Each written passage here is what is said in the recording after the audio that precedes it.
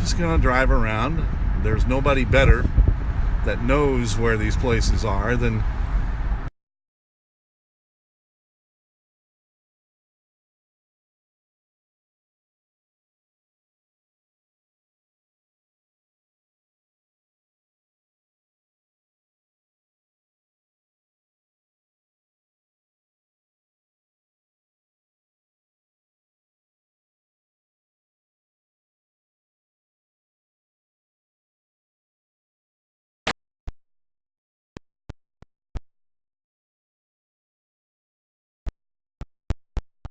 if you're with us. It's like you're in the back seat getting all the sights and sounds of what's going on. Now, right here is a polling place.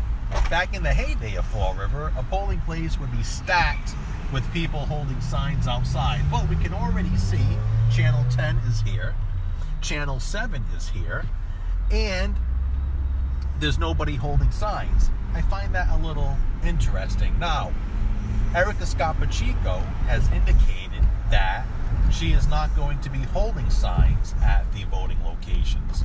However, Jazel Correa and Paul Coogan are holding signs at the voting locations. I've seen Paul Coogan. He was out waving at folks.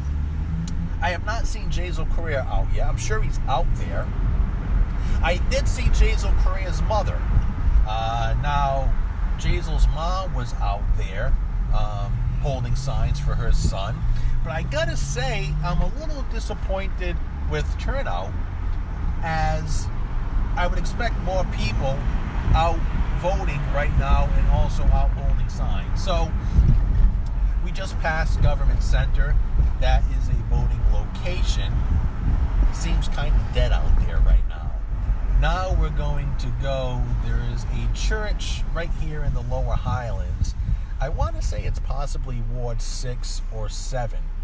And we'll go out there. I know there's some folks out there holding signs. I saw some Correa supporters. I saw some Coogan supporters. We'll park the car. We'll get out there. We'll see if we can get any of them to go on camera with us. Again, it's Coffee in Cars with Will and Alan. And we're going to be bringing you the sights and sounds of the election. You know, Alan, it's election day in Fall River, but it seems kind of dead. What's your take? We already have some indication that the numbers are relatively healthy compared to the preliminary 2 years ago, which featured the winners, Linda Pereira and Jazel Correa, in, I believe, a field of 5. And then we had the recall, and I believe we might end up surpassing the recall numbers from March. That's a distinct possibility. And, of course, we've still got roughly 90 minutes on the clock right now before the polls actually close at 8 p.m. Eastern Time in Fall River. And it's interesting, too, because this is the only place in Massachusetts that I'm aware of that's holding a preliminary today. There might be others. Brockton, okay. We have an election in Brockton today. And we just drove on High Street, probably one of the more bumpier streets in the city of Fall River.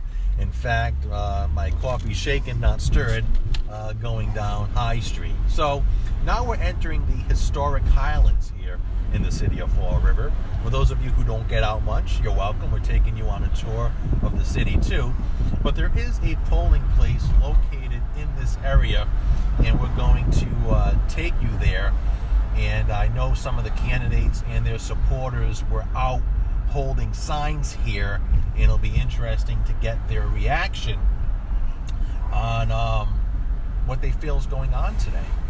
So again, kind of a slow day out there. Not too many people out voting, but Alan says the numbers are pretty healthy right now. From what we have been told, at least what I saw on Twitter before we left the radio station, apparently the numbers compare pretty well to the recall in March and have already surpassed the 2017 preliminary. Interesting. So, and again, we still have roughly maybe 80 minutes on the clock. And, polls close at 8 o'clock. If you haven't gone out and vote, I encourage you to do so. It's a very important election. And what I found interesting is, on a typical preliminary, you're not going to see Boston media here in the city of Fall River. Channel 7, Boston-based media in Fall River. Channel 10, Channel 6. The media's here. And why do you think that is? Do you think they want to see Jazel win or lose? Is tonight all about Jazel, Alan? Tonight really is about seeing what happens and who finishes first, second, and third and advances to November. We will also find out perhaps just how palatable the voter anger is, if there is voter anger. We will find out the strength of Jazel Correa's base, which has carried him to 2 consecutive mayoral terms and might yet carry him to a third. And we will also find out if Paul Coogan can maybe break through in the South End, which he was unable to do. Most of his numbers came from the North End, if you remember, during the recall election. And as sure as the day you were born, as predicted, we have sign holders. There you go. We got Coogan and Correa sign holders here. We're going to park the car. We'll go talk to them. We'll see if they want to talk to us. We'll be right back. And our coverage of this preliminary election 2017 continues on WSAR's Facebook page. A reminder that we will be interrupting the Red Sox very briefly to bring you numbers live on WSAR. For more wall-to-wall intensive coverage, you're right where you need to be. We'll be back. How are you? We are live here at the Union Methodist Church in the Highland section. And over here we have a Coogan sign holder and a Jazel Correa sign holder.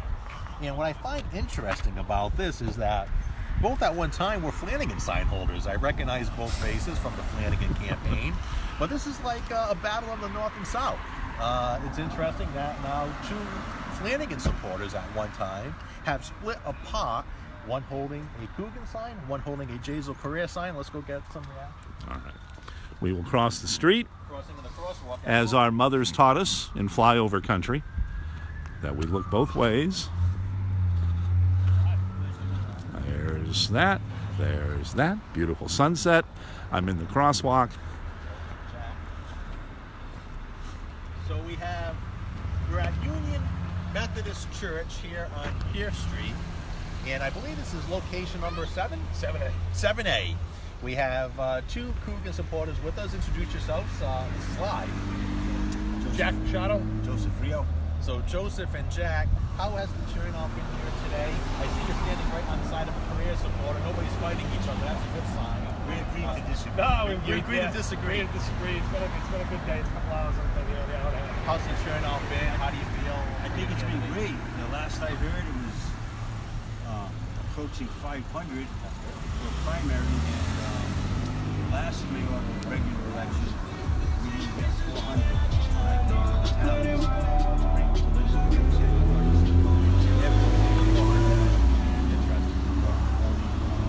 Well, guys, I was actually 478. 478. 478 at 532. and you know, 2 veterans here, out there on the campaign trail. What's the vibe you have in the community right now? You think Coogan's going to top the ticket, or you think it's going to be close? I'd like to think that he's going to top the ticket today. I'm seeing a big turnout in comparison to what we've had, especially with the single race ballot. We're seeing a really big turnout today. I'm hearing that Laterno is huge. I'm hearing that the elementary schools up, Tansy and Spencer Borden have been really high. So, Guys, good luck tonight. I was here at 7 a.m. First one to vote, 7 a.m. I haven't left here since 7 a.m. I've That's gotten die-hard. 100 thumbs up, maybe 2 thumbs down from Mr. Coogan. Been here since 7 a.m. Die-hard supporters like this make the campaign go around. Standing right near a Jazel Correa supporter. Now, how have the Coogan supporters been treating you today? Okay? Yeah, they're pretty good. They're making jokes. We're giving you a little ribbon. A little bit back and A forth. little bit back and forth. Why are you here supporting Jazel? You've been here a long time today. I've been here from the beginning. Like I said, I support him from the beginning. I'm Yes. support him to the end. Good for you. And, you know, how's the turnout been in your opinion? The Coogan guys say they get a lot of thumbs up. What would you say to that? Same for you? 50-50. 50-50. We're here right in Ward 7, Union Methodist Church on the corner of Pierce Street. WSAR. We'll be right back. And we continue our pre-election night coverage, live and exclusive on WSAR's Facebook page. Programming reminder, we will interrupt very briefly the Giants and Red Sox game tonight on 1480 WSAR, and of course we'll have the numbers available as part of our Facebook Live coverage tonight. As we are in Fall River, we'll be going to various polling places. Let's do that now. Oh, the breeze feels nice. If only Jolt Cola were still made. All the sugar, twice the caffeine. Rocket fuel for nights like this. We are now in the Willmobile, and we're going to open the door.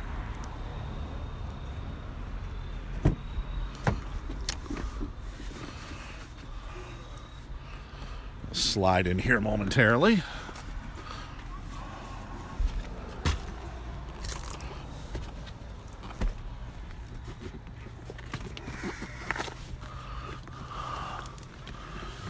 And so here we are, nice and safe and sound in our little cocoon.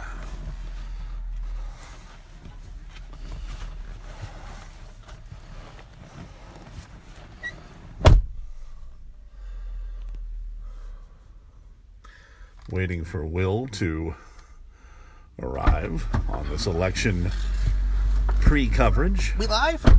We are live. Hey, how's everybody? You know, interesting, because, well, first, welcome back to WSAR. As we're saying, this is Coffee in Cars with Will and Alan, not to be confused with the other show on that other subscription channel. Right. We don't want to get sued. So. Well, there's going to be a whole lot of subscription channels coming up. There will be a lot of subscription channels, Yeah. Alan. And you still have to vote, so we're going to make sure we get you there. But I want to stop at one more location. All right, we can do that. Hopefully I get to take you to the south end. Don't know if we're going to have enough time to do it, but there is urban legend, urban myth, that there's one precinct in the city that you have to win in order to win the election, and that's Tansy. Tansy, in years past, has always had the most campaign sign holders out there. It's like a little bit of a mini party. And I want to go to Tansy with you now because I haven't driven by there today at all. But as we go by there, it's really going to give me a flavor, a little sampling of what this election might be about tonight. Again, as I indicated earlier, Erica Scapachico, no presence at the polls. She's taken a kind of grassroots approach to campaigning tonight. Instead of being at the polls and holding signs, she is at headquarters making phone calls, identifying her vote, and getting her vote out to the polls. Now, we just saw some Coogan folks and a supporter for Jazel Pereira standing side by side, you know, having a couple of laughs, nobody being violent. That's a good thing. But does that have any persuasion, you think, Alan, on the vote? Do you think people are still undecided right now, where if they see a sign before they go vote, they'll actually get persuaded to vote for the other candidate? I can't for the life of me understand how anybody could be undecided right now. If you read the vitriol on social media over the last, say, 10 days, you would have to be either not really involved or not paying attention to not have an opinion one way or the other. The gentleman that is shooting the documentary on all this that you and I have participated in to some degree, one way or the other, made a very interesting point a couple of weeks ago when I talked to him, that basically in Fall River, you either love something or hate something. There's not a lot of middle ground here. Very interesting. So we shall see tonight. There are several different interesting storylines that we'll be touching on throughout the evening, because At 8 o'clock, remember, we have 4 precincts that will be printed in those new machines, and we will get a very early indication at Government Center in the atrium. I like the Government Center location because it's smack dab in the middle of Fall River. And logic would tell you that Paul Coogan, Erica Scott Pacheco, they may do a little bit better in the North End than Jazel will do in the North End. We saw that in the recall election where Paul Coogan did very well in the North End of the city, but it was the South End that really carried Jazel home to a victory on the plurality vote. If you remember, Jazel won the majority of precincts, and they were all in the South End. Not by huge margins, but by margins that were healthy enough to get him a lead that he never lost. Whereas Paul Coogan carried 3 large North Side precincts by very wide margins, but in the end, it wasn't enough. But that was March. This is September. Very different situation here. And very true. Now we're coming up on 8B, my old stomping grounds here, Condom Medeiros Towers. And a good sample of the North End comes to vote here. And this is where I've seen Jazel Correa's mom. You'll probably see her up here at 1 o'clock if you want to pan over to your right, Alan. People here have been holding signs all day. Jazel Correa's mother has been out there since the morning. She hasn't moved. Dedicated for her son. Heartwarming to see mom out there supporting her son.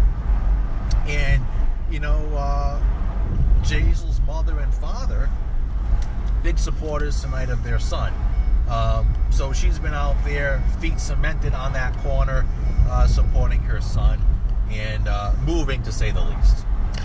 And the sign holding thing is more, I think, of a New England tradition. I don't remember seeing this in flyover country where I was spawned, but this seems to be more of a New England tradition than anywhere else that I've been. So now we're on Ray Street. We're passing Durfee High School. You can see some of the new construction off to my right if Alan pans over there, where they're building the new Durfee High. But this right now this is battleground right here.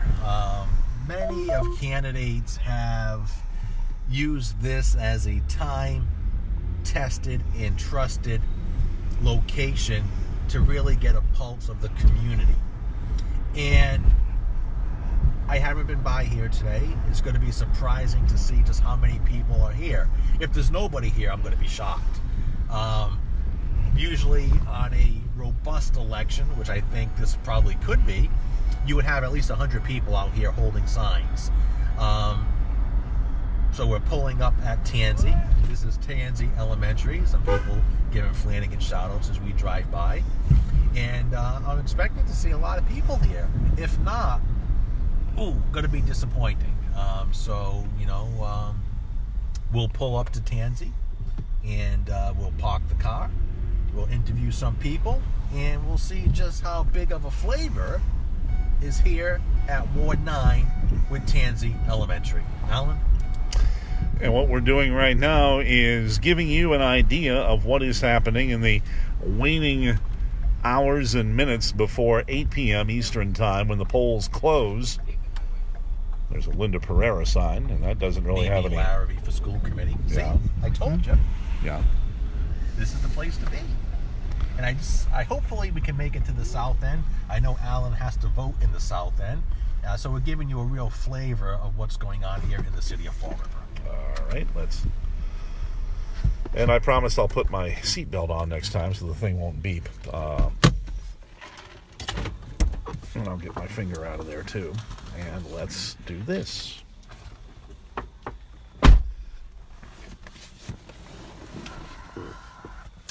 And a programming reminder, coverage of the Red Sox is underway right now on the Herb Chambers pregame.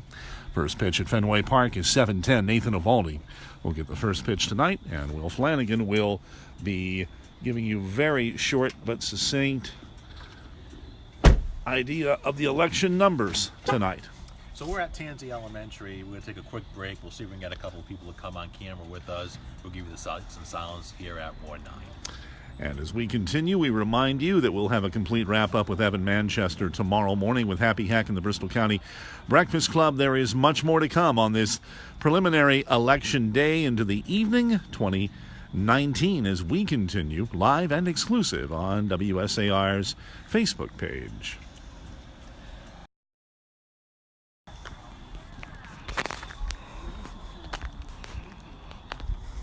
And we're back. And we're in the middle of the street, so we're going to get on the grass. Much safer that way. Simple stuff. No bunch of questions. How's the turnout while you're out here? What do you think the candidate's going to do? That's it. You do it. Good to go? I worked on this, so I'm kind of tired. That's all right. You're fine. Are we live? We're live. So we're live here at Tansy Elementary on WSAR. We have a Jazel Career supporter. What's your first name? Seth. Seth is out here holding a sign for Jazel at probably one of the busiest precincts in the city of Fall River. Seth, why are you supporting Jazel today? Just all the things that have been going good in the city, you know, aside from the headlines and the news feeds and the revolving bad news about Fall River, there's a lot of good things that go on in the city that nobody talks about. Right. I was just saying when I pulled up here, that house has been sitting there for 25 years, abandoned, knocked down, clean, in front of an elementary school.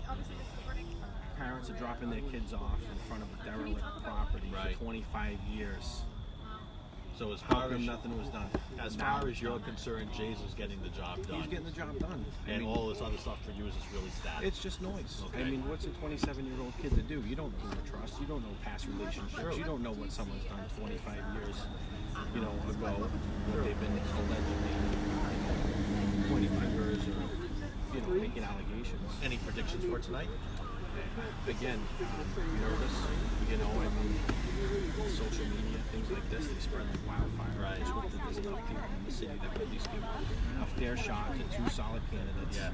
And whoever presents the most and the best game at the time, you know, when November comes, then that person should win. It shouldn't just be on speculation and news feeds 2 weeks before the election. Is this the first time you supported Jazel? No, I've been supporting it the whole time. So you're not wavering, your support's solid till the end. I see you were moving in the right direction. Unfortunately, were a problem for people. It's changed. I mean, I think it did some good. It created revenue when we needed it. But, you know, I want to keep the city moving in the right direction towards the future. We are the future. Yes. Seth, thank you for coming on the camera. Yeah. So, Seth, supporting up the good Jazel, work. thank you very much. Seth, supporting Jazel, all the negativity, as far as he's concerned, is just static. He believes in the way the direction the city is going, and he's going to be here until the polls close to make sure he gets his vote out for his man. Now, thank you. Guys, good luck tonight. Yep. We have some Cougar supporters. Again, we're live. I tell you, my man, all right. And again, we had the career team right on the side of the Cougar team, living peacefully. Yeah. Why are you supporting Paul today? Because he's not Jazzy. He's not Jazel. And We're going to get the city back on track. Okay. This is unbelievable. You know, the embarrassment that's going on. I mean, the comments you're hearing out of Boston right now. Sure. Nothing's going to get done here till he's removed. And we all know there's more coming. so when I talk to Team Jazel, they say, look, all that static is just static, that the city is moving in the right direction. As far as you're concerned, you're more focused on the image of the city and how people may be viewing us right now. Well, taking credit for a lot of things that he hasn't done. Okay. They may believe it's in the right direction, but we all know that. When you talk about parks and sidewalks being done at CDA, fire trucks, all CDA. Yes. You know, you can take credit for them. The fire trucks were started before he even became that was in the setup. Right. So these things were already in the works. So to try and, you know, paint yourself as the savior of the city. Okay. And what kind of shape are we financially? All right. You know, So you can promised to put on more police and more fire and get rid of the stormwater fee. Where's the money coming from? The trash's fee was eliminated, the purple bags, and now the amount of trash we're taking in is going up Right. without the revenue to pay for it. So a lot of short-term decisions, not well thought out. Self-serving. Self-serving, okay. Well, you think about it. Yes. You know, it's great to say I'm going to get rid of stormwater fee just before the election. Right. Where's the plan? Where's the money coming from? I believe it's like $6 million. It just doesn't. It's a lot of money. You know, when you were in there, you had to face some tough financial decisions, and I things know had to more be. than most, Jim. I Yeah, know more than you most. had to, make tough decisions, and he's not making the tough decisions. He's just throwing out whatever he can to save himself. I want to thank you. Again, it's getting, what time we have now? It's getting close to the witching hour. About an hour to go, less than an hour to go. The diehard Coogan supporters, the diehard Jazel supporters are out here holding signs for their candidates. People are still trickling in to vote. We'll be with you live here in WSAR. Don't move a muscle. We'll be right back. The streets, these are the diehards. These are the people who, even in the baddest of news, are going to stay with their candidates. The Jazel supporters. I asked them why are they believe in them, and they see the city going in the right direction. Interesting enough, we seem to be under turmoil right now. Alan, what's your take? It's interesting. There is a sliver of the population in Fall River, and we may find out just how big it is tonight, that finds all this to some degree entertaining, to see Fall River as a byline on a regular basis in Boston media, Providence media. We know that earlier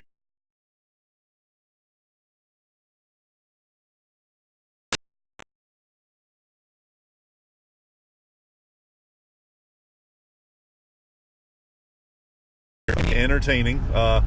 We've talked before, and I've mentioned to more than one person that you look at the numbers for the city council sessions over the last several weeks, and it is its own form of reality TV, and people in Fall River know who the stars are, Right.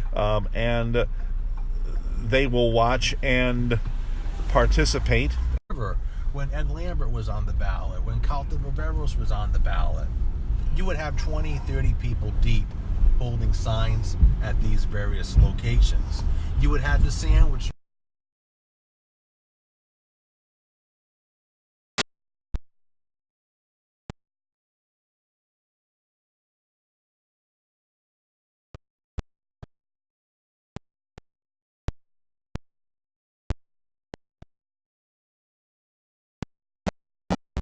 all traditional Fall River styles of campaigning.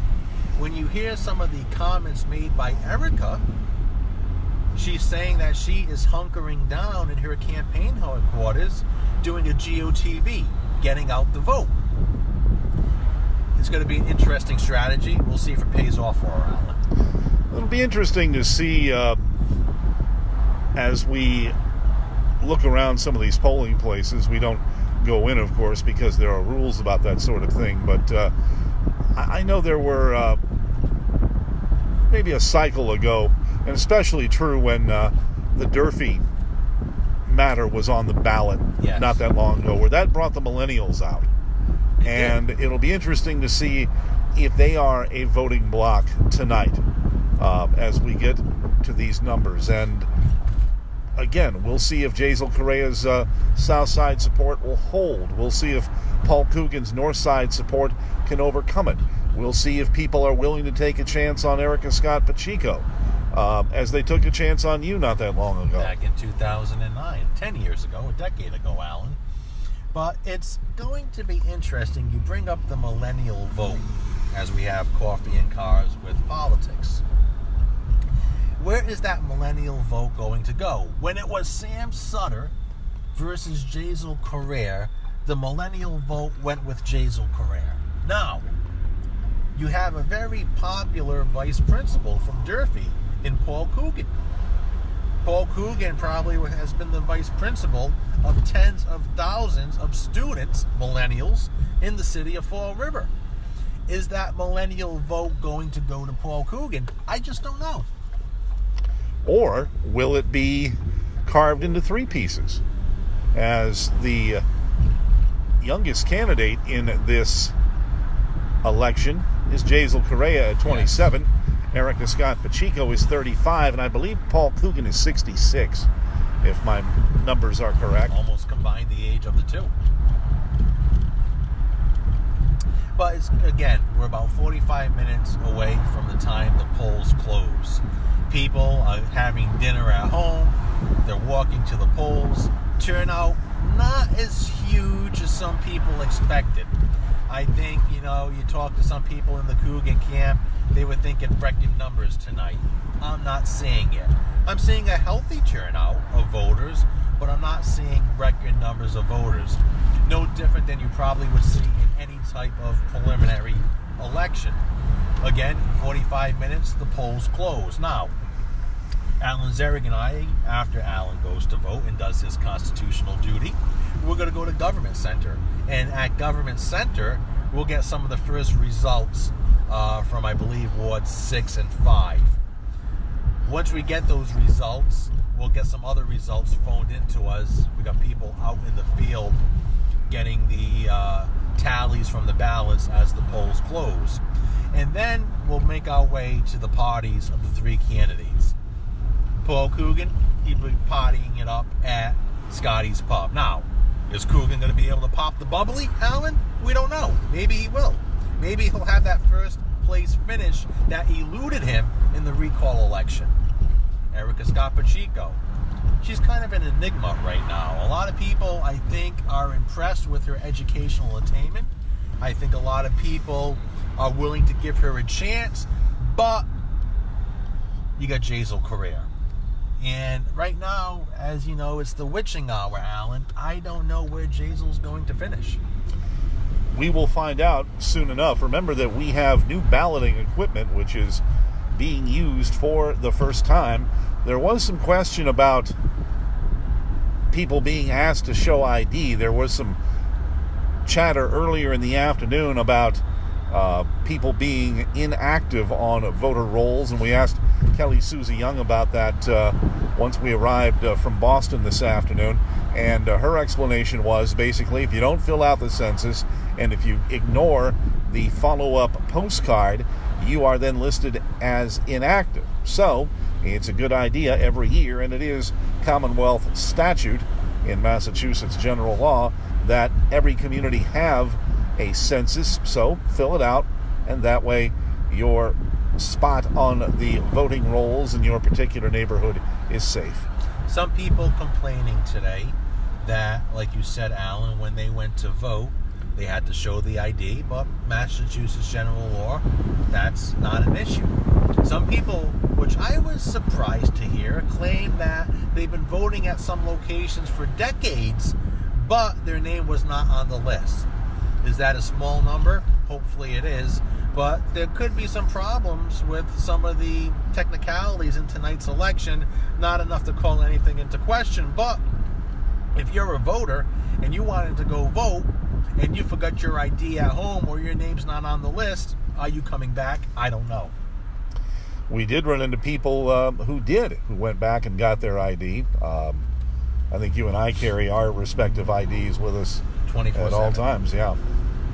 So we're making our way now. We're in Center City, passing the Bank Street Armory on our left, the old Durfee Tech building on our right, and Allen votes on Morgan and 2nd Street at the Fall River Housing Authority property. Light turnout typically there, but interesting turnout because you got the South End. New Turno's usually the biggest turnout in the South End, 1A. You got Tansy in the North End. We were at usually a big turnout, 9A. And now we're going Center City. Diverse population, Center City. Not that many homeowners, a lot of renters. A little bit different demographic than you would see either at the South End or the North End. Would you agree, Alan? Well, remember that we've been hearing since the municipal and school department budgets were put together from Dr. Malone, the Fall River School Department superintendent that this is a changing population, and that at least as far as the numbers in the school enrollment are concerned, the district is now, at least by a couple of percentage points, minority white. And that is something that will be a changing facet of this city really over the next several years. We have new arrivals from Puerto Rico that have been coming to Fall River now for well over a year since the hurricane displaced many of them. Now we're on Main Street, Alan. Indeed we are. South Main Street, to be exact. Fall River Justice Center on our left. That might be a good tour guide, Alan. Might have to moonlight as an Uber driver, don't know. But we got the Justice Center on our left. That place is closed down for the night. Borden East on our east. And we're making our way to the polling place so Alan can cast his vote. Do you think your vote will be the determining vote tonight, Alan? That's always one of the interesting things that people like to point to when elections are especially close, as they have been in Florida over the past few years. Of course, in Nevada, I think it's still state law that if a vote is tied, and this has happened, where they will take a deck of cards, and whoever has the highest card after they draw wins the election. We remember, too, in Somerset, there was a school committee election within a decade ago that was decided, I think, by about 5 or 6 votes. Making our way now to 2nd in Morgan, so our own Alan Zerrick can vote. And we've got about 30 plus minutes until the polls close. Going to be an interesting night. As I said earlier on the radio show, Alan, got a little bit of a surreal feeling right now. Kind of a little bit almost of an uneasy feeling. Don't know what the next 45 minutes or so are going to bring. Is it going to be a Coogan blowout? Is Jazel Correa going to shock the world? Or is Erica Correa going to pull off one of the biggest upsets in local politics? Anything is possible right now. All right. In fact, let's get a look at... There are some Correa sign holders here.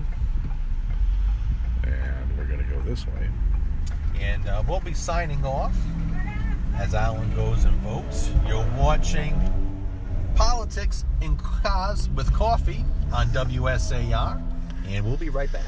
This is part of our election pregame coverage, and we'll be headed to Government Center momentarily once we take care of some business. A reminder, will have live updates for you on WSAR during the Red Sox game. They'll be brief and succinct, and for those of you looking for more wall-to-wall coverage, we've got it right here on WSAR's Facebook page. Very brief timeout, and we'll be back.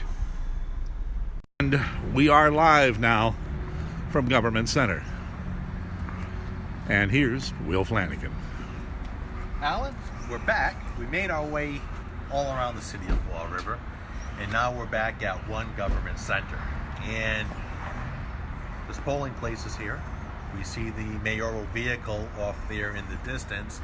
Is Jazel Correa here? Well, we really don't know. We see some other meteor setting up. People will be descending on Government Center very shortly. Now, typically, we go through the front door. However, when you're the mayor, you know all the secret entrances to Government Center. Now, follow me. This right here says authorized personnel only. Typically, nobody knows this entrance exists. However, that's the secret code. Well, now, wait a minute. You're Carnival personnel. I'm not sure about me. But that's the code. Okay. We did the code out. All right. You do the code, you can get in. I understand. Let's see if it's open. Okay. Aha.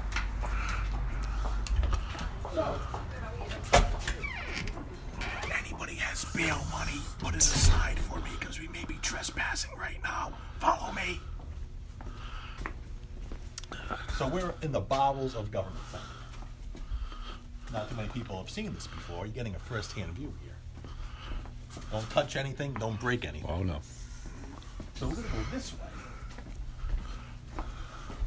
And getting that familiar smell of Government Center. It's been a while. What's that say? Election Central. We're getting close now. There you go. We're getting close.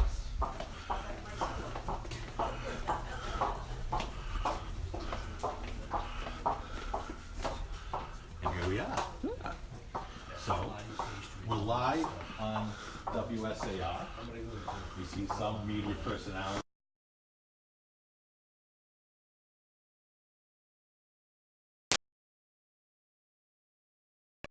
This is where the votes will be counted. We're going to take a quick break. We're going to head upstairs. We'll be right back. And what we'll do is we will simply just kind of parcel around down here. This is the basement of Government Center. And what we're going to do is walk in here. What did you do last time you were away? And it is election central. And as is the tradition, they have the Dunkin' Donuts. Now, in case you're wondering, this is where the media will gather, right around here. And they will put copies of the results on this desk. Now,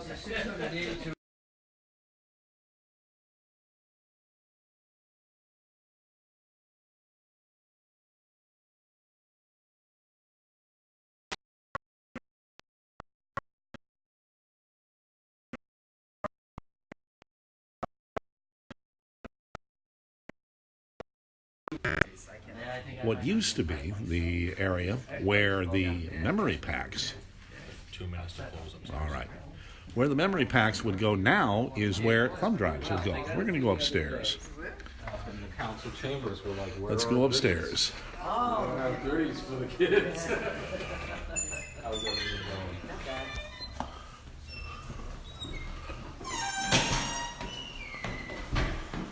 We live? We are live. All right, follow me.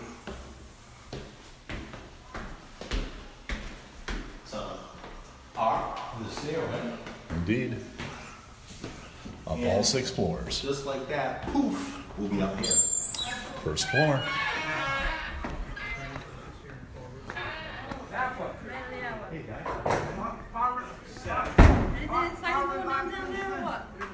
No, nothing excited. We're live on Facebook, though. Want to give a comment? Sure. Yeah, Amy? I hope to hell that everybody voted today. I know I did. Amy voted. Where did you vote, sir? I voted right down on O'Brien Apartments on 2nd Street. And That's where Alan voted.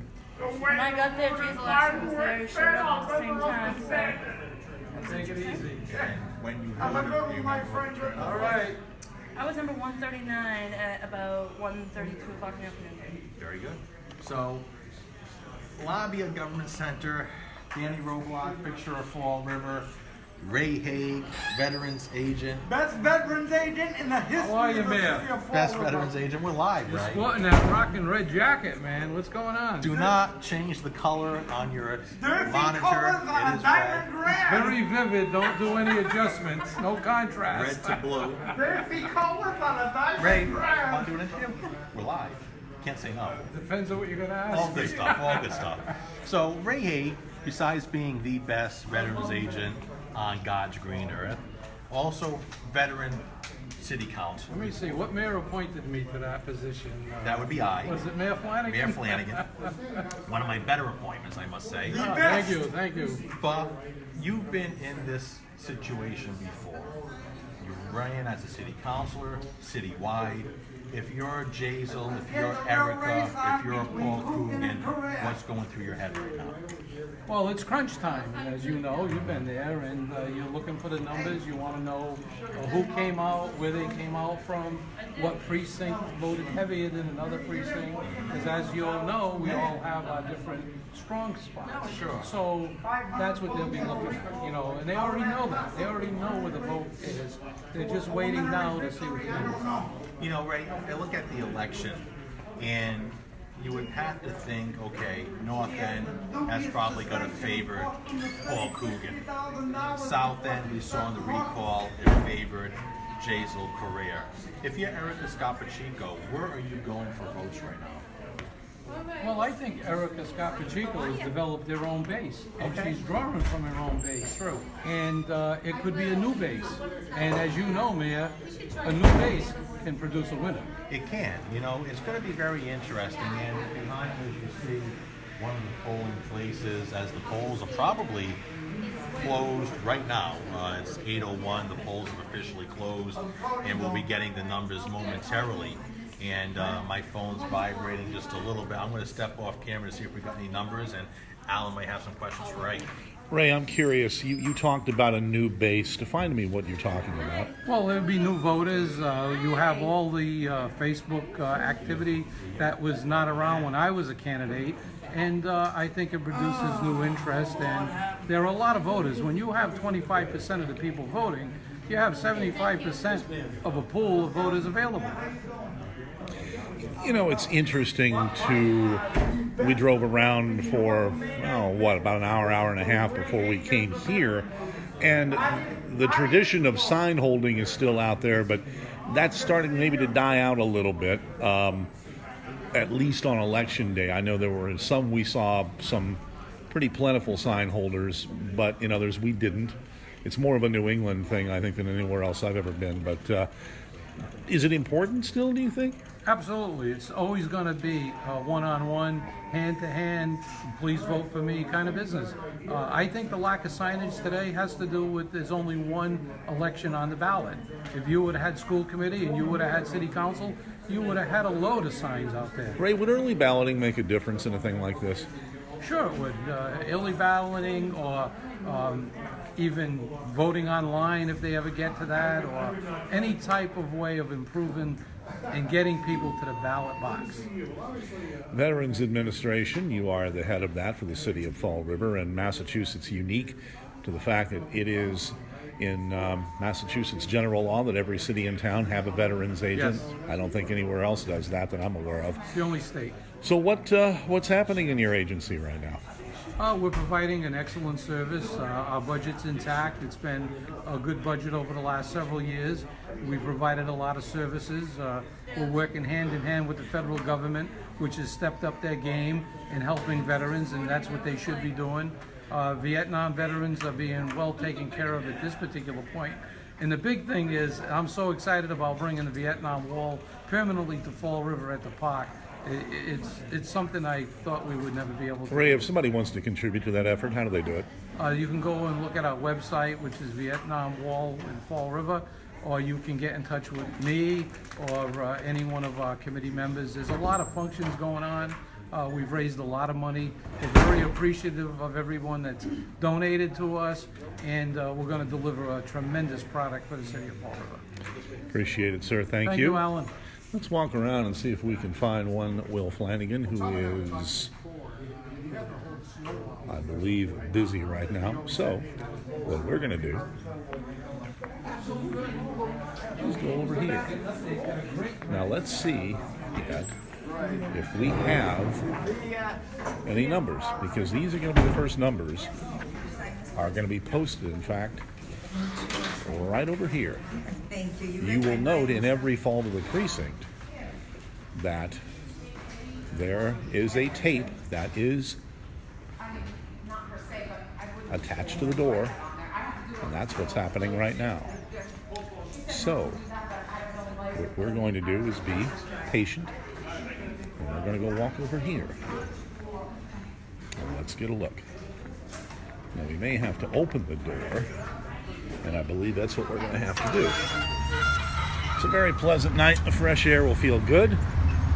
And let's get a look at the first numbers.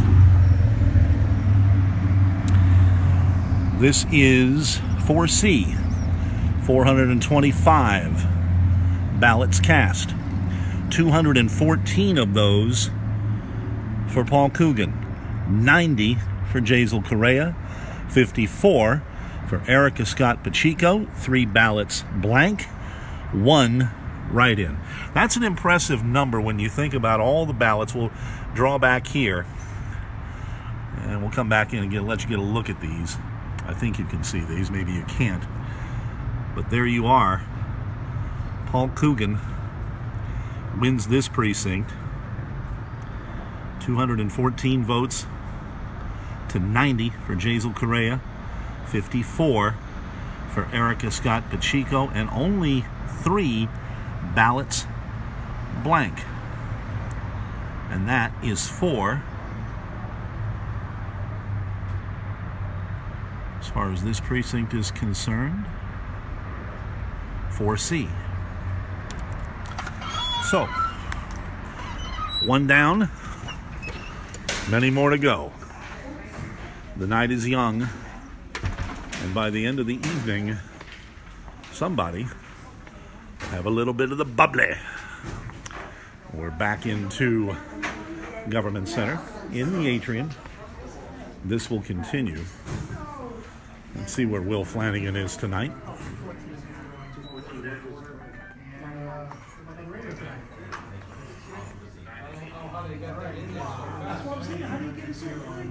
It's a tough vote. What do we got? 214 for Coogan, 90 for Curran.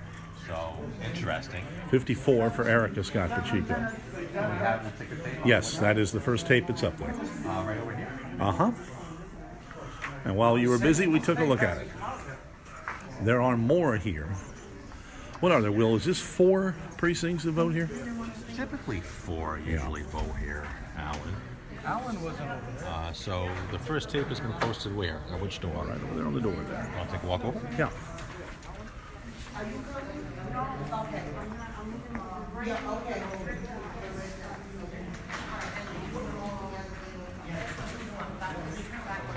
On the outside. Right, that's how they do it. Just don't let the door close because then you won't be able to get back in. Thank you, officer. All right. Let's get some light here, Alan. And here we are at 4C. 4C. Paul Coogan, 214 votes. Big night for Paul Coogan. Jazel Correa, 90 votes. Erica Scott Pacheco, 54 votes. Very close between second and third here at 4C, but runner rate victory for Paul Coogan. Again, we're here at 4C. Paul Coogan, 214 votes. Jazel Correa, 90 votes. Erica Scott Pacheco, 54 votes. If you're Jazel Correa, this is a precinct you would want to have done better in. Well, it is just one precinct. Let's emphasize that. Simply one precinct. And there is much more to go tonight. We have some more votes here coming All right. in. So at the Tansy Elementary School, one of the precincts we were at tonight, Alan. Paul Coogan, you ready for this? 776 votes. Jazel Correa, 146 votes. Second place, Erica Scott Pacheco, 173 votes. Erica Scott Pacheco beating Jazel Correa at Tansy. Now we also have Spencer Borden, Ward 8. Paul Coogan, runaway victory. Paul Coogan, 630 votes. Jazel Correa, a very, very distant second place, 145 votes. Nipping at his heels, Erica Scott Pacheco. Erica Scott Pacheco could possibly finish in second place tonight. And the last mayor to have been knocked out in a preliminary was Robert Correa. Robert Correa. Right. Last name Correa, different first name. And that was in your first election cycle. Did you win that, or did Kathy Ann win that?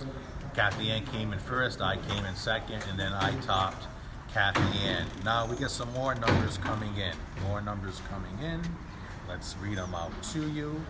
We are at 8B. Paul Coogan, 563 votes. Runaway victory tonight for Paul Coogan. Second place, Erica Scott Pacheco, 152 votes. Jazel Correa, a distant third place at 78 votes. Right now, Paul Coogan, I'll declare it first place. Read those numbers again, so we Yes. get just an emphasis on what is happening right now as you're getting numbers. And again, we remind everybody in Fall River that this is tradition. They tape these tapes on the front of every door of the voting places. We have people all throughout the community right now, Alan, texting me numbers as they come in. Paul Coogan, I'll declare Paul Coogan the winner tonight. I think that's a safe bet. Paul Coogan first place. Coogan, runaway victory. In this one precinct, 563 votes. Erica Scott Pacheco, second place, 152 votes. Jazel Correa, distant third place at 78 votes. Now, I'll give you another tally here. I think I've already given you that one. Let me see what else I have for you.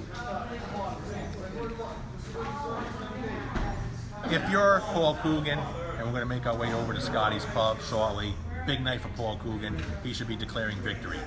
Jazel Correa right now is in a dogfight with Erica Scott Pacheco. We'll see who gets second place, but tonight is looking like a blowout. Let's head on over to Scotty's Pub. All right, we'll do that right now. We will keep our cameras rolling as we continue on WSAR. So we will continue, but those are some fascinating numbers, and we talked about the storylines tonight that could be available, and one of these might be playing out, and that's Erica Scott Pacheco could be pulling an upset for the ages. It could be an upset. We don't know.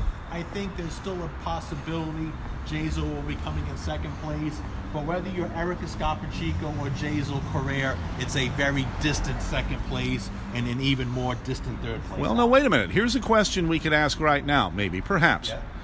If you're Jazel Correa, and you know what your situation is, and you know the numbers, are you thinking sticker campaign in November? Do you try it? No. Why not? Because if you're the incumbent mayor, it's first or nothing for you. To quote Ricky Bobby, if you're not first, you're last. And Jazel Correa had to finish in first place today. The numbers, although they're preliminary and unofficial numbers, they're not looking good for the current mayor. He left it all on the field tonight. However, too much going against him. You got the U.S. attorney attacking him. You got the city council attacking him. You got Paul Coogan attacking him. You got Erica Scott Pacheco attacking him. Now let's emphasize, got the local media attacking him. It's going to be a long night for Jazel. Let's emphasize one thing, though. We do not know yet the full extent of this because we don't have Southside precinct numbers yet. Very well said. We don't have the South Side yet, but I'm seeing a trend here, and I'll call it Paul Coogan first place tonight. But there is a tremendous dogfight now between second and third, which a lot of people did not think would happen, may be happening after all. That's the fight right now. That is the fight between second and third place. Who's coming in second? Who's coming in third? Is it Jazel Correa? Is it Erica Scott Pacheco? First place, not a factor for them right now. Is it second or is it third? Is it Erica? Is it Jazel? Now, the last woman to actually make a finale in November was Linda Pereira. Before that, Kathy Ann Viveris. If you're Linda Pereira, you have to be asking yourself, should you have ran for mayor? I know Linda's running for council, but should she have ran for mayor? She probably would have fared better this time than she did 2 years ago. It could have been a Linda-Paul Coogan matchup. Sam Sutter, another guy who might be asking himself right now, how come I didn't run if I wanted to be mayor? I think right now, Alan, what you have is a lot of blood in the water, and the shocks are circling. They're circling.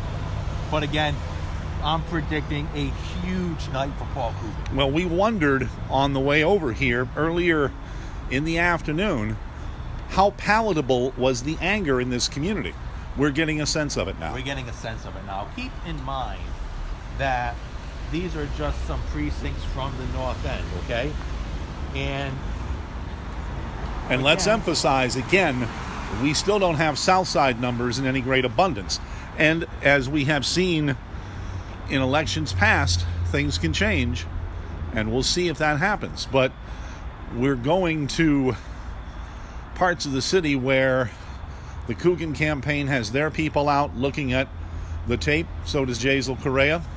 So does Erica Scott Pacheco. Well said. Very well said.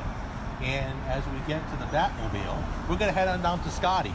So I think that's going to give you a flavor of what is actually going on. And for those of you watching at home, pay very close attention to the atmosphere and the vibe at Scotty's Pub compared to the atmosphere and the vibe at LePage's tonight. That will be a telltale sign.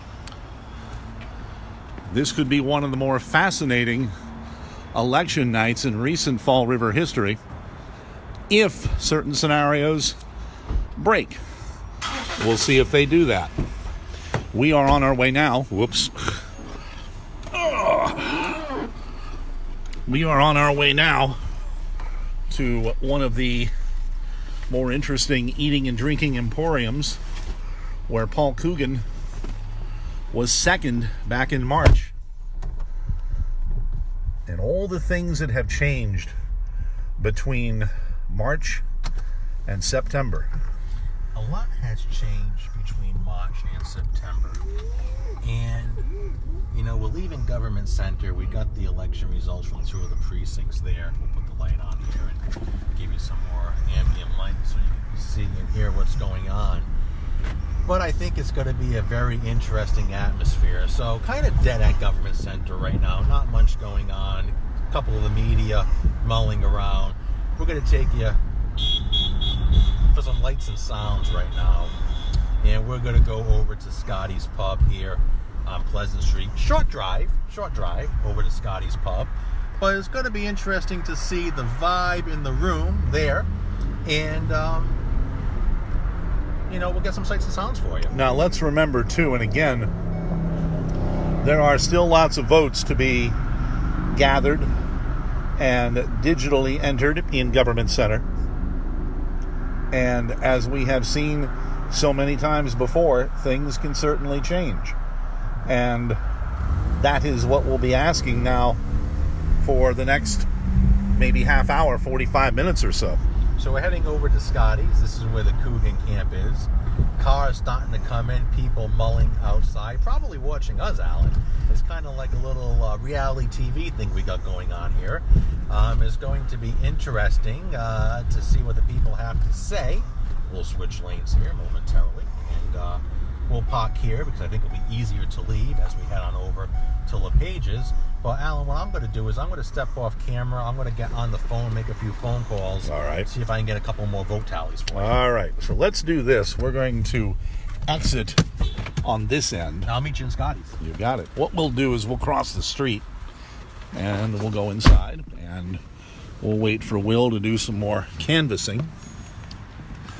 Programming reminder, tomorrow on WSAR in Manchester, we'll have a complete wrap of the night's activities as this fortnight unfolds. Bristol County Breakfast Club gets underway at 5. And of course, Mark Dion will have his review of tonight's numbers. That happens at 9. We'll have a post-election edition of the WSAR newsroom at noon. And then tomorrow is Wednesday. That means see you Wednesday. Jamie Terrell at 3 and Will Flanagan at 4. Game 2 of the series, Red Sox and Giants tomorrow. 6:10, Herb Chambers pregame. 7:10, the first pitch. And then Thursday, it is a matinee getaway game. And we'll start coverage at noon. That means no newsroom on Thursday with a first pitch at 1:05 Thursday on WSAR and the Red Sox radio network. And a reminder, too, Patriots are nearly 23-point favorites on Sunday versus the Jets. 22.5 was the last number we saw. As we head over into Scotty's, Will Flanagan is gathering more information on this Tuesday night.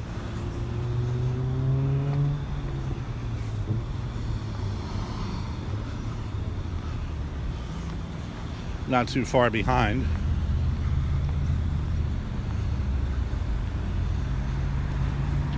But the early numbers that we had before we left Government Center look especially promising for Paul Coogan, while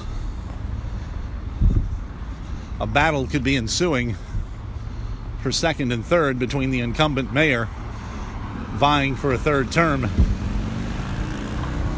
and an upstart community activist who was dead last during the recall election in March. So, we're at Scotty's. This is where the Paul Coogan campaign is camped out tonight.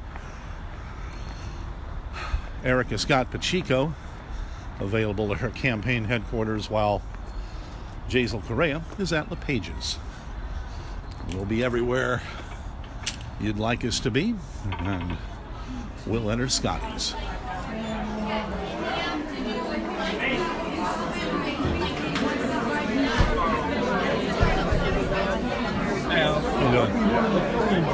So what we're going to do... You don't know him, do you? The mighty Ray Mitchell. Good evening, sir. Good evening. Tonight, the corruption ends. It's over. Ray, do you have information we don't have? Yes. Coogan wins this. Jazel will be lucky to be second. And he's going to jail. Where is the candidate? The candidate is not here yet. All right. So what we'll do is we will float around on the perimeter here. Try not to spill any beer. A little easier to go this way. And according to Ray Mitchell, we have no sighting of Paul Coogan yet.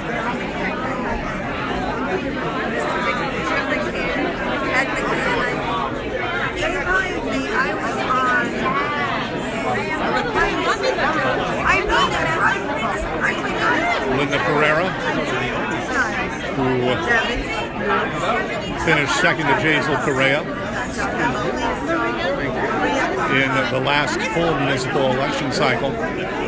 Good evening, young lady. We are live on WSAR from Scotty's Pub. Linda, what do you have information we don't have? Have you heard anything that we don't have yet? I heard he's beating up 3-1 and then neck and neck with Erica. Yes. Linda, why not make the run this time? Why? Because I did it last time, and you get tired of doing it, and I knew I didn't want to get involved in the recall, and now Paul was involved in the recall. You don't come out after the run. You don't do it. It's not about being mayor. It's about doing what's right for Fall River. I'll run for city council. I'll help the mayor. That's all I want to do. Help to put the city where it needs to be. That's it. How about you, Alan? You've never run for anything. No. Come on. You'd be good. By the way, great job with the news stories today. Thank you. A lot of work you have had. Yeah, you guys did a hell of a job. It's going to be I'm going to tell them they should pay you extra. Well, thank you. Working really hard. Right? Absolutely. Rolling agrees. Thank you. Let's back up here and take a look around.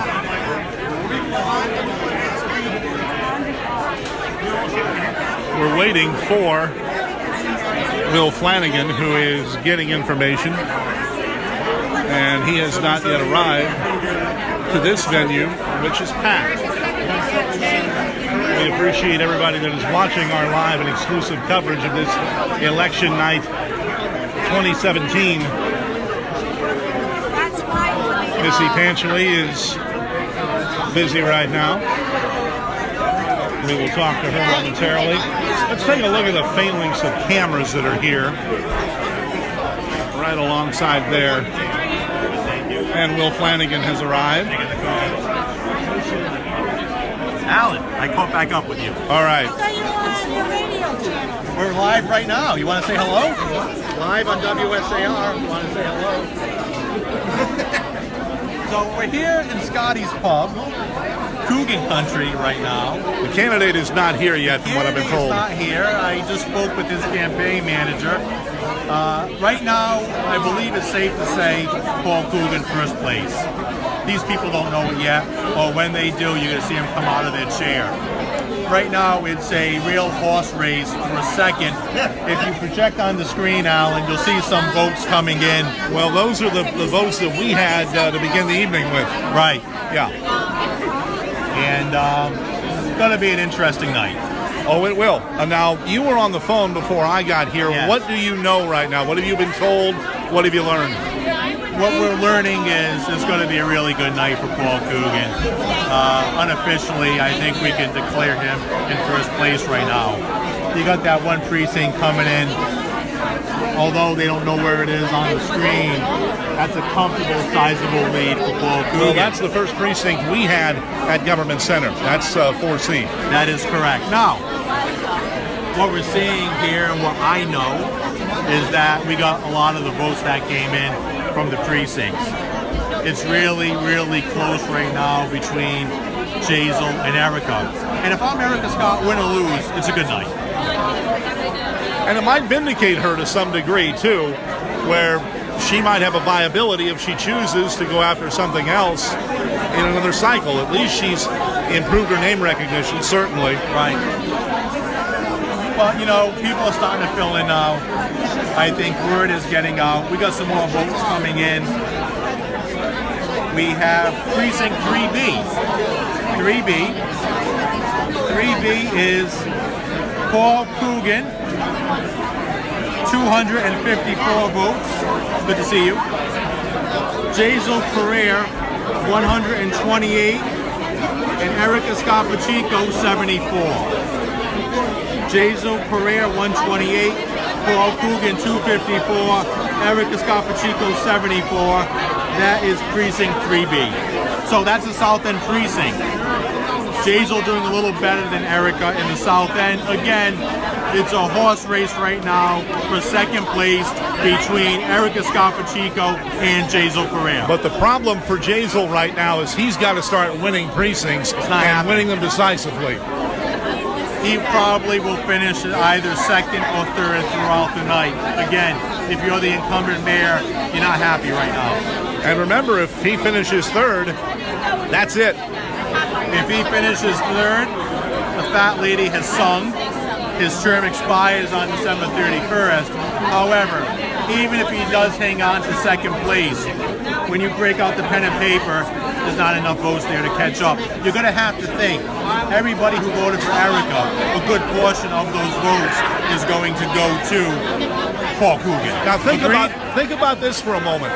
There is a special city council meeting tomorrow night, in which they will discuss a strategy to enforce Article 3, Section 3-8. Right. Do you go through with that, or just say, we play it out, that's it? No, look, I can't speak for the council. Only they can speak for themselves. However, if you're the city council, you shouldn't let politics play into your decision-making. Although tonight's a pretty decisive victory for the Coogan campaign, you cannot let politics play into your decision. As the chance of Coogan is starting to come through, the city council has to go with what it has to go with. Why don't we start to head outside? Maybe we can catch Paul as All the right. answers. All right. I'll let you lead the way. She just told me at WSAR. So,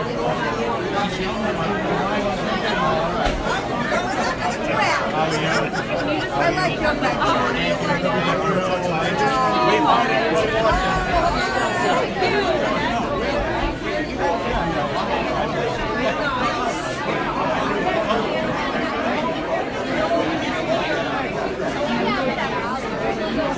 So we're going to go outside where it's a little quieter. Thank you.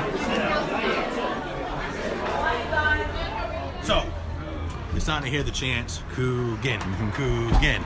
And we're going to wait right here because we might be able to catch Paul coming in. He may take the back entrance in. He might be upstairs. I'm not going to say. However, interesting night, interesting night. Kind of thought what we expected, no?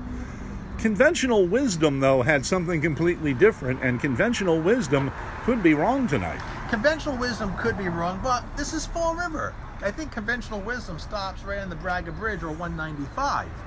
It's a little different here. And I think the world, at least the state, is watching to see what happens tonight. But you got this decisive victory for Coogan. Can Jazel make up the votes? Or if you're Erica Scott Pacheco and you finish in second place, is there enough votes for you to make up? And the real question is for Jazel Correa at this hour is, did my base come out in the numbers that I needed in order to survive into November? Okay. We haven't answered that question yet. I'm going to answer it for you right now, Al. All right.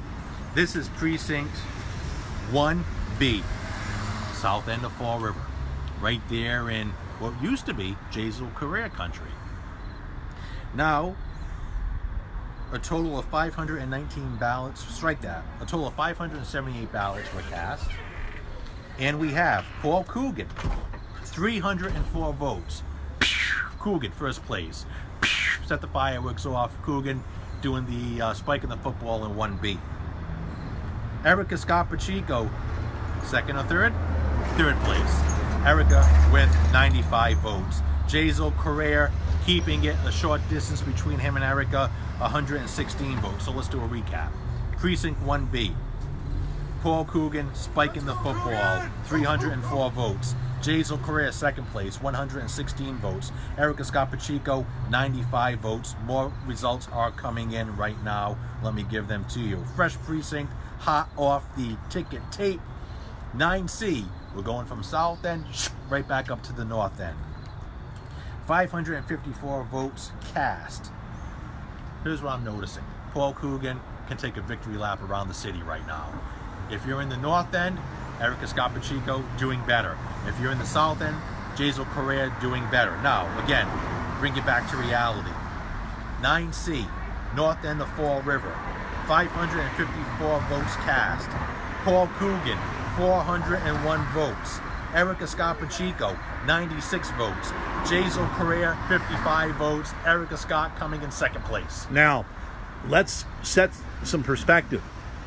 Right now, Coogan is pitching a shutout. He's pitching a shutout. Yes. And Well, hey. you wear such a subtle jacket, my friend. Oh, thank you very much. I love City it. Councilor Linda Pereira. Linda, we are live on Facebook, Linda. Live on Facebook. I know. I got into a watch party. Thank you. When I was watching you, Yes. I pressed the little camera, And we had a party. and all of a sudden I had a watch party. I didn't even know. So, But it was fun. I said this, and I like to hear what you say. Go ahead. If you're Linda Pereira tonight, are you kicking yourself for not running for mayor? Absolutely not. Why? Because I ran for mayor. I gave it my best shot. All of my polls indicated I was going to beat him. Yes. And every call that people made, I was positive all over. Yes. People were calling, begging for signs. We had to do more signs. I worked my tail off. But you know what? God has other plans. Sure. Now they have a recall. I didn't want to be involved in the recall, although one of my daughters, I will not mention which one, Okay. was very upset that I didn't and was angry with me. Like, you need to do it. No, I'm not getting into a recall. And then after the recall, Paul, came in really high. He was top vote getter in the recall under Jazel, and he was going to run again. So then, do you step in and hurt somebody? Right. Will, you know when you were mayor, did I ever come to your office and ask you for something? No, I Never can't say did. that you did. Did Well, I ever come to your office and give you suggestions and ideas and battle about issues that were coming in front of us? But we'd go out at night and sit at a function? More often than not, right? Okay. So, now... So now I can help. Right. Put me back on the council. I will help Paul. In November, when hopefully I'll get elected, as will he. Yes. And you're there to help. You've got to put the council together to help. And for people to say, you've got councilors that they just want to be, detractors. Listen to what Sean Kadeem said. Listen to what Leo said. Listen to what the councilors said. Right. They were right. They were right. So let me bring you up to speed on what's going on What's here going tonight. on? Paul Coogan, victory lap around the city. Good. Probably going to win every precinct by a sizable amount. Right now, you've got a real horse race to the finish line between Erica Scott Pacheco and Jazel Correa. Erica Scott could finish in second place. That would be good. If you're the incumbent mayor, what are you thinking right now? If she gets in second place, If you're Jazel Correa, what's going through your mind? I'm just going to go home. Yeah. I'm going to go home. His people are not going to, I don't think his people are going to come out and support him. I mean, I'd have to look at the numbers at the end, because even if the numbers at the end for Erica and Jazel combined still wouldn't be Paul. And I hate to say it. I hate to say it because I'm a woman, but I hate to say it that Fall River has always gave me the impression they're not ready for a woman. Okay. Marilyn Roderick ran and lost. Kathy Viveris ran and Yeah. lost. I ran and lost. And all three of us were pretty straightforward, forceful women. Yeah. So maybe they're just not ready. It I could don't be know. Erica Scott's night. We don't know yet. It could Linda, be. I'm curious. Do you It want could to be. be council president? Maybe. see who gets elected, maybe. And I say that because if you do the job as council president the right way, because I've been council president, it takes a lot of time to do it. And now that I'm retired, I have that time to devote. But we'll see. One way or another doesn't really make a difference. But if I could and try to join people together, sure. I've been there before, president, vice president, and a regular city councilor. It doesn't make me work any more or less. I work at my speed of 150 all the time. Linda, we've been watching some of the questions coming by on the feed here. Great. City administrator? I wouldn't keep her. Would you want to do that job? No. Why not? I retired. I don't want a full-time job that I have to be there every day. All right. I'm a VUBA. I'm a VUBA Uber. I bring my grandchildren to school. I pick them up. That's part of the fun of being a retired grandmother. Okay. But Very I good. do have time to spend on the council. What else do you want to ask me if I want another job? You want to pick jobs that I want to have? Ask Will. I never asked him for a job. Okay. Very That's good. That's not my style. All right. Let's go find the guy in the red jacket here and see what we can see. And Paul Coogan.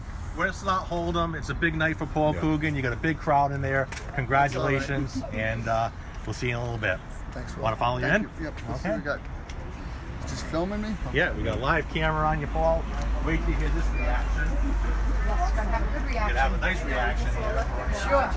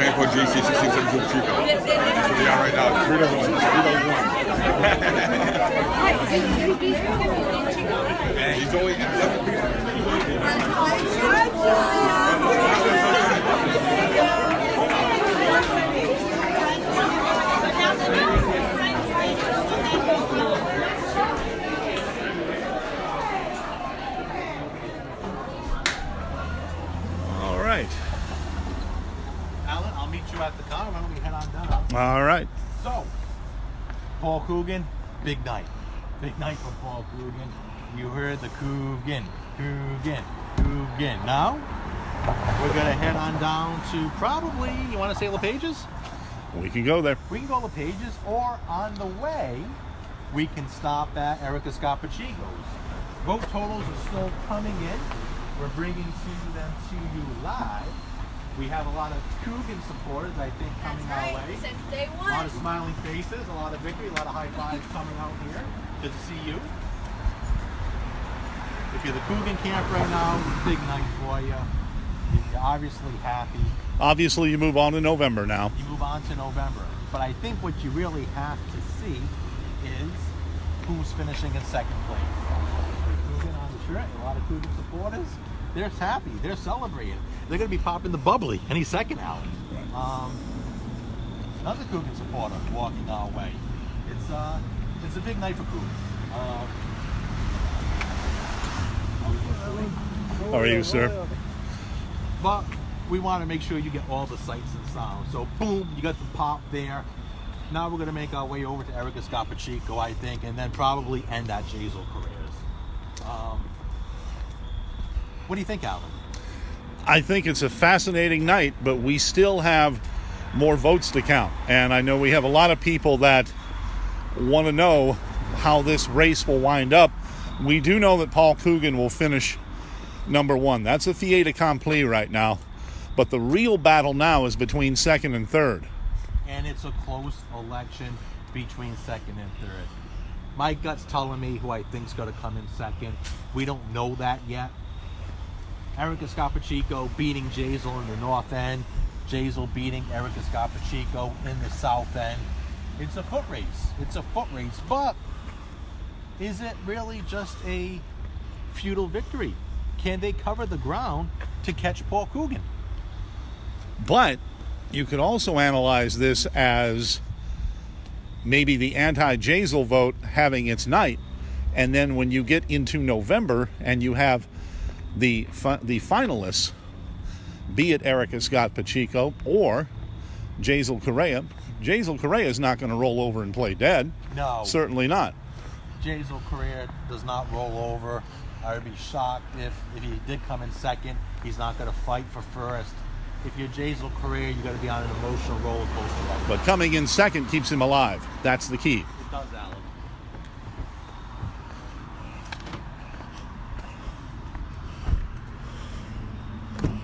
And back we go. Back we are. Okay.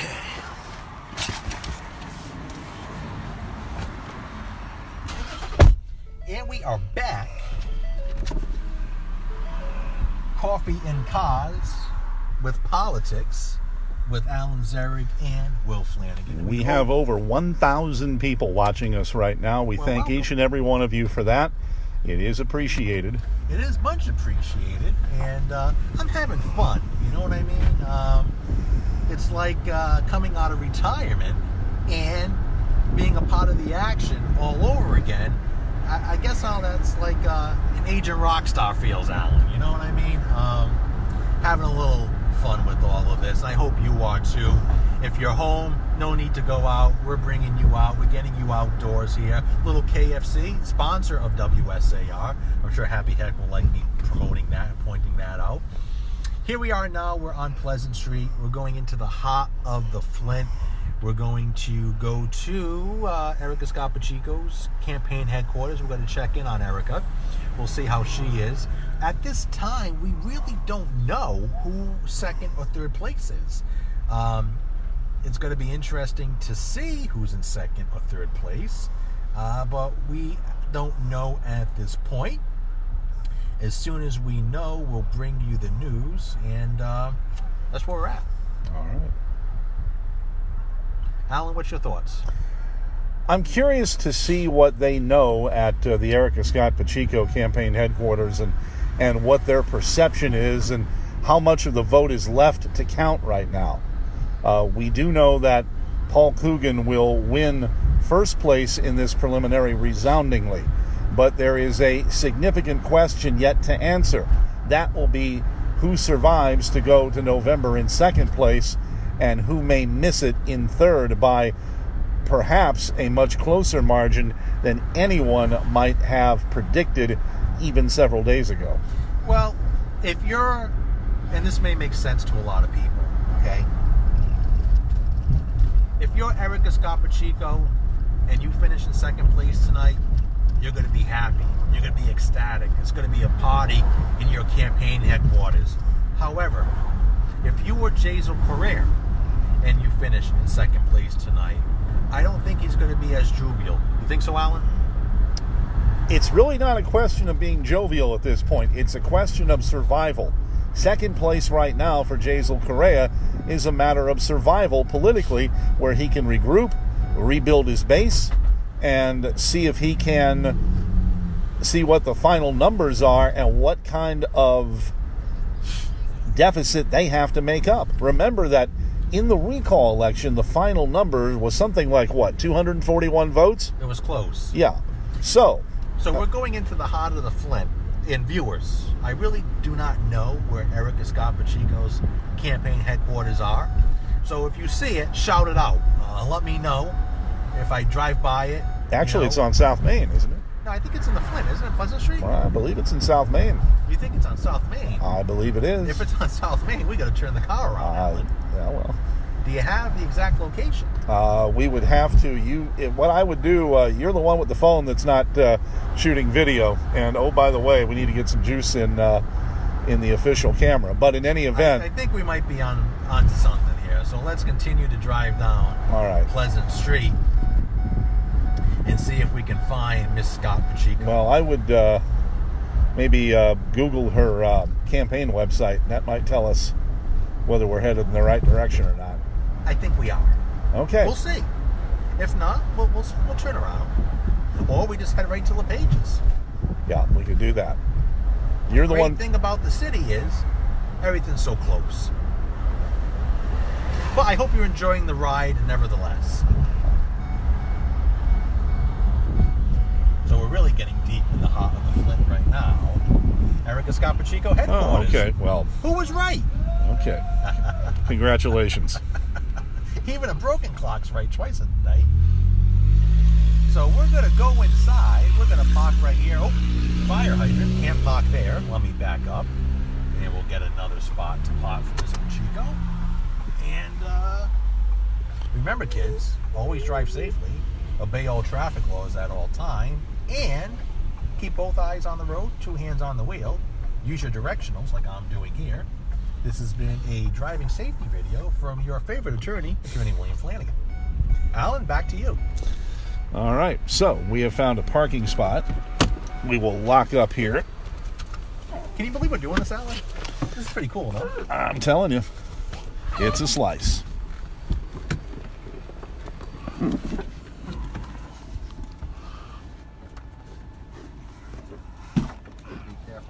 Working on it. All right. Always nice to get that final footy out the door. Wow. All right. The man in the red jacket has yet to make his appearance. We'll walk up the block here. So here we are. We are in the heart of the Flint on Pleasant Street. Got a great crowd watching us here. And right now we're still unofficial totals. We got some folks texting us. So everybody who said on Pleasant Street, thank you very much. All right. And I appreciate that. Alan, if I listened to him, would have sent me to South Main Street. Alan, shame on you. Everybody give Alan a boo. Boo, Alan. Just kidding. Okay. Pizza time. If you want pizza, I'm glad to see they're open. But we're making our way now down Pleasant Street. Feeling kind of safe in the Flint.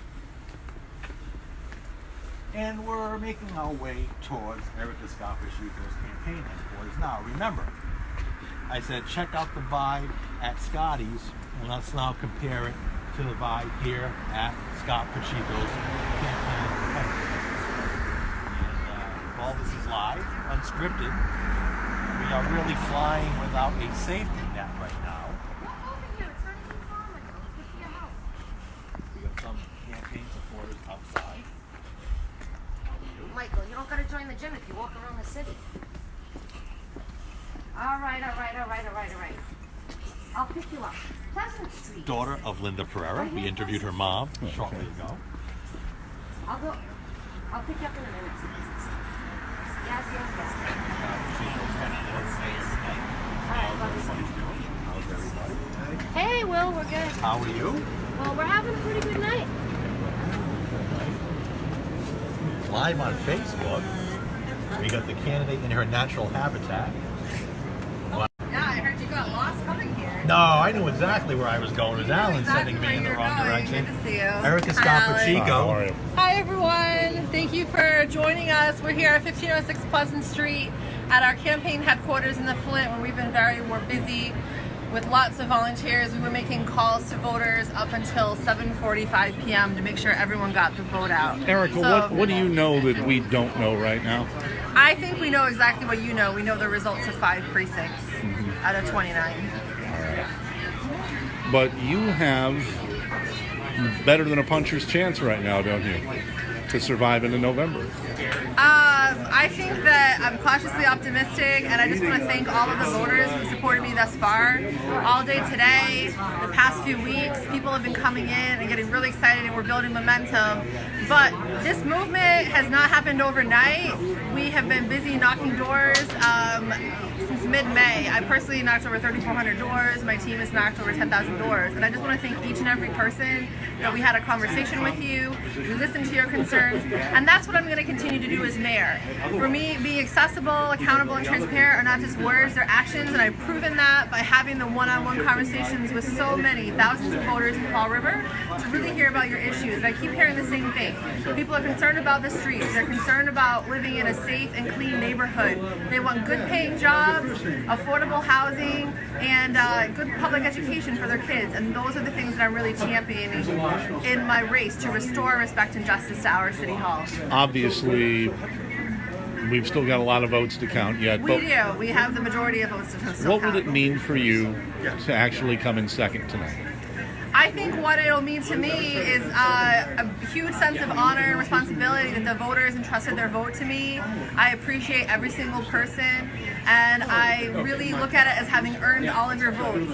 I'm not from a politically connected family. My mom is here with me tonight. She's a public school teacher. I've never had anyone in my family work for the city. No one in my family has been in elected office. In many ways, I'm just like you. I come from a working class family, and everything I have and I've attained in life is through hard work. And that is why I think I'm the right person to lead the city, as we really need someone with strong financial management, someone who is transparent to overcome this corruption. I heard from so many voters who really want to root out this corruption within City Hall. And so that's why I say we're going to restore respect and justice, and we're going to keep fighting to November. Regardless of what happened tonight, thank you to everyone who supported me, and I can tell you we fought for every single vote that we earned. And I really respect that. Erica, if you come up short in third, what's the future for you politically? We'll have to see what the future holds. Tomorrow, I'm going back to work. I work full-time as a fundraising director at a nonprofit in downtown, serving low-income families, seniors, and people with disabilities. That's not going to change. I'm going to continue serving our city. I respectfully have asked for your vote, and we'll see what the results say. But right now, you don't know any more than we do right now in terms of... We did not have people at the precincts. We had people here at headquarters making calls where we've been since 7 a.m. this morning. Okay. You did not spend a lot of money at all, did you? It was just a few $1,000s to put this together, correct? We raised about $24,000 this year, and my average donation was about $76. Hundreds of people invested in our campaign. I can say that my opponents, Paul Coogan's average was $204, Jazel Correa's average was $300. So really, thank you to each and every person that invested in our campaign, our people-powered campaign. I did not take any donations from people who were then gonna have their hand out and want any favors. Every single donation that I earned came from someone I personally met, I spoke with, and they believed in me and they invested in our campaign. And for that, I'm very humbled and grateful. Erica, I'm going to step outside and we'll find the guy in the red jacket. Thank you. So, let's go find Will Flanagan and see if we have new numbers. So that could mean nothing or everything. It could be nothing or everything. So All right. officially, we have 6 out of 29 precincts. Okay. Paul Coogan, 1,436 votes. Jazel Correa, 659 votes. Erica Scott Pacheco, 402 votes. Again, like we predicted momentarily ago, Coogan safely in the lead. Right now, it's a dogfight between Jazel Correa and Erica Scott Pacheco.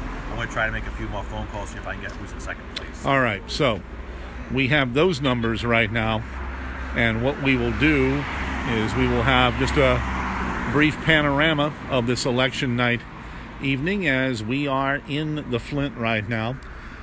Will Flanagan making some more phone calls, getting some more numbers.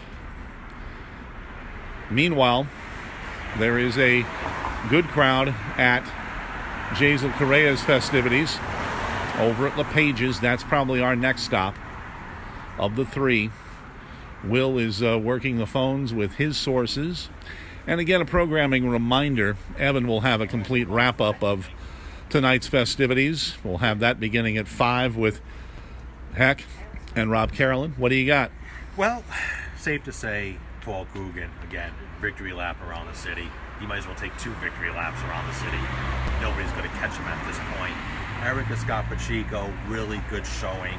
May not be enough to catch Jazel Correa. Let's head on down to the pages. All right. That's our next stop of the 3.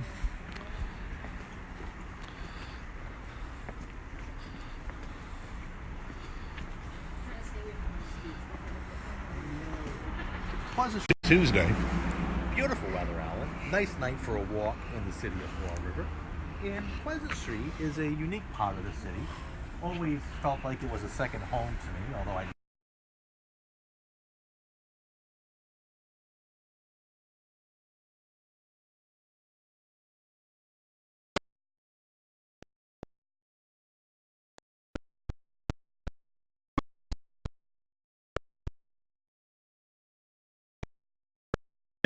you who are looking to buy property, head on down to the Flint. What do you say, Alan? This is one of the more interesting neighborhoods in the city because of all the different, we have quite the cultural mix in this part of the city. And what was the vibe you got in Erica Scott Pacheco's campaign headquarters? I think there is some cautious optimism. Yes. They are still waiting for the votes, but you know, a 200 vote margin, that can turn with a few precincts, and we've got, what, 6 of the 29 right now? It can turn very easily, but if I'm Erica Scott Pacheco, win or lose tonight, I'm still happy. A lot of people didn't think she was going to come this far. But Erica, you know, I think she should be happy. What do you think? Well, we'll see how happiness is defined maybe in another 45 minutes to an hour or so.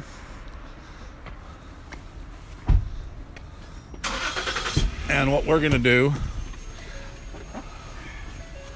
is, well, just leave it there because that's where the charger is and we're going to need that here momentarily. Why don't we go offline? No, we want to stay online, right? Well, I believe it was mentioned to us that we be continuous. So what we're going to do, we'll be continuous. We're going to get the charger out because we're going to need that. Little technical. Why don't you hand me the phone? Okay. Well, no, I want to keep the phone. You want to keep the phone? Okay. I want to keep the phone. It's like a security blanket for Alan. Let's do this. Yeah, you'll pry my iPhone out of my cold dead hands. A lot of beeps. A lot of beeps. All right. What they're beeping for, we really don't know. Yes, sir. That would be lovely. Thank you. Now, let's see if I can put a seatbelt on, like so.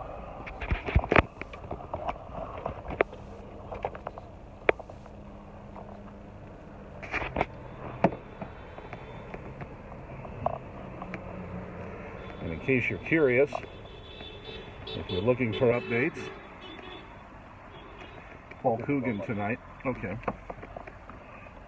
So, there goes the hatch. And away we go. We got juice. You can't tell until shut this off. That's the only way I know. I think I am. I think I'm okay. Let me,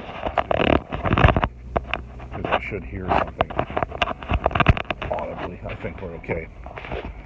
So now we're making our way down to the pages.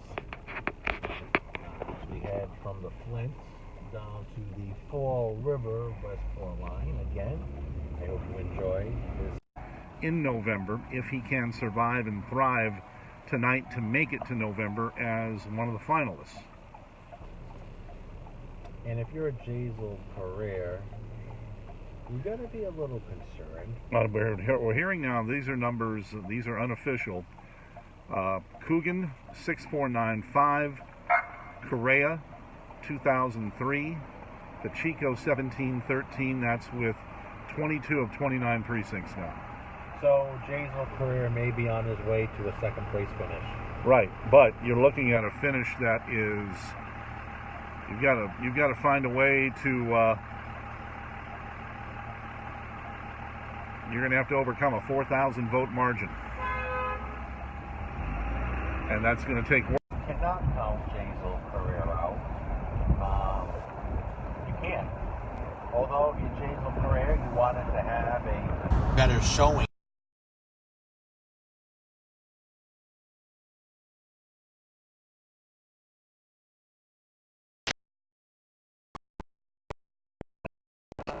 Can I make up these votes? Or is this hurdle, this wall, too insurmountable to overcome? But he has the gift of time, and he has time to make his case. But with the time, we don't know what else is going to happen.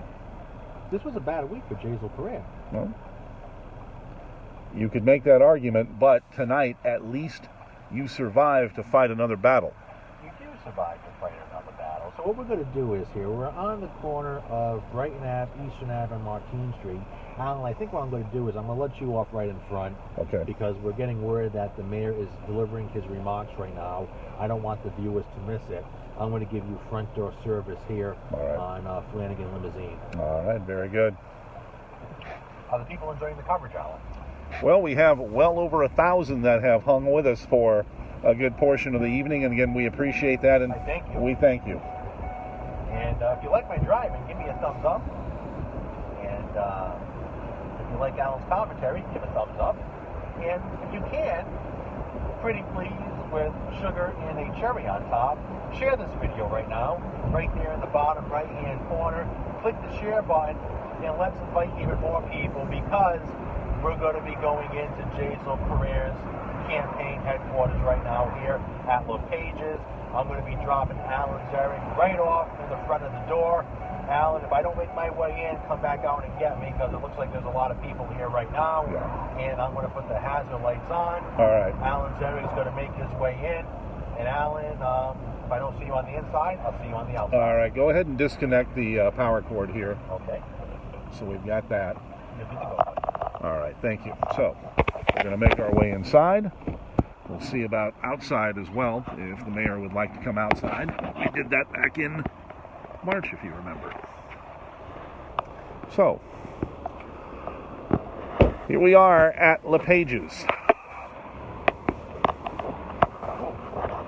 And of course, we told you earlier, in the evening, there is media from Providence, Boston, probably people around the country watching these results, or at least waiting for them.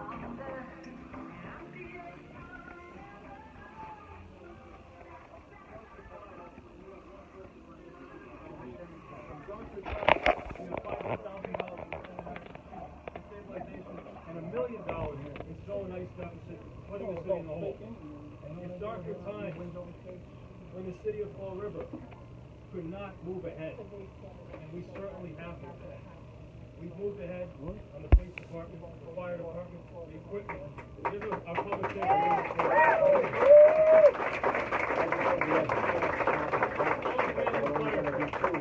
brand new police crew, cameras through us outside. Housing incentive program. The first market rate apartment building construction underground. Mill conversions. Elderly housing. Like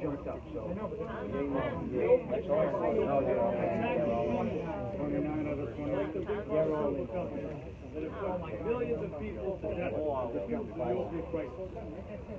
This administration remains focused today, tomorrow, and in the future to work very hard each and every day with every member of our city. Every single one, no matter.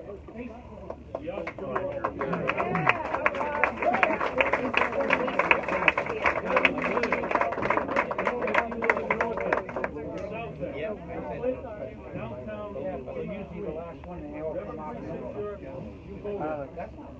I want you to know that over the next 6 weeks, and over the next several debates, and over the next 6 weeks of door knocking, I'm going to shake your hand. I'm going to look you in the eyes. I'm going to allow you to ask me any question you want, about anything you want. And I'm going to tell you the truth. And I'm going to give you the honest answers that you deserve, that you've expected, that you've gotten every single day from this mayor. Yes!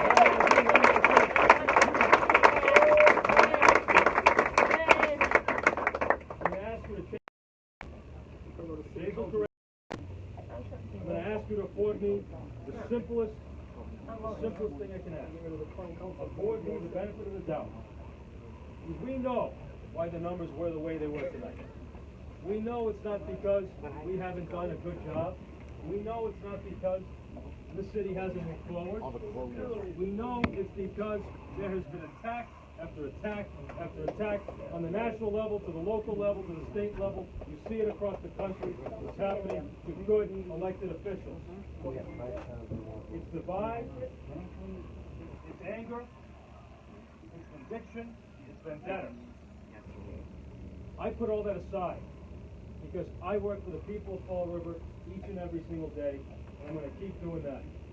So I'm going to ask you, I'm not going to tell you, I'm going to ask you. If you're out there watching tonight and you voted for us, one of the many thousands that did, thank you. Thank you for taking your most important right to take your vote and vote for Jaisal Correa and fill in that little circle. Third on the ballot tonight.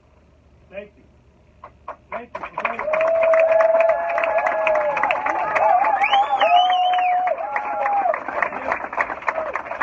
If you were one of the some 75% of registered voters that did not turn out to the polls today, that did not come to the polls today on this preliminary election, because we know that final elections will double the number of voter turnout. Double. If you were one of those 75% that did not, I need you to come to the polls on November 5th and vote for Jaisal Correa.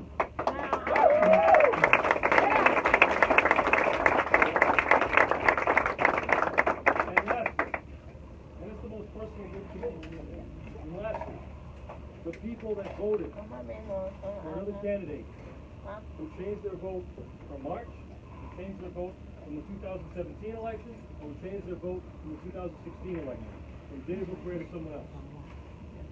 I want to convince you, through facts, through the record, through what we've done, to change your vote back to Jaisal Correa. And with those three groups of people, and the people in this room, and the administration at City Hall, we're going to win on November 5th.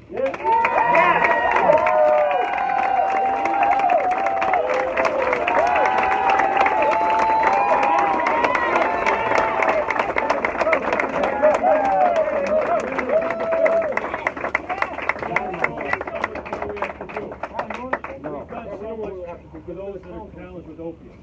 We've done so much for our veterans. How many things have we done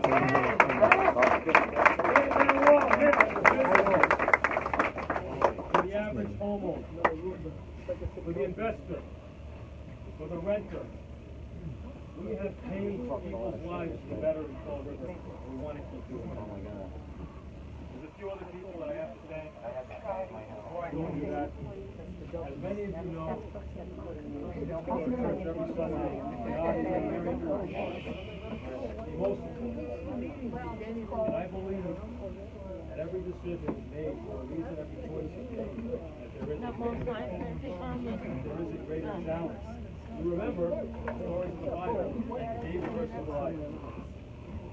You remember the many times that things looked impossible, and God intervened and made them possible.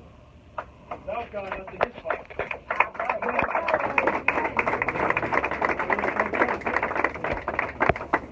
He's blessed me and my family so many times, and I know so many other people in the world have been blessed with families and children, those of you second-time parents, all kinds of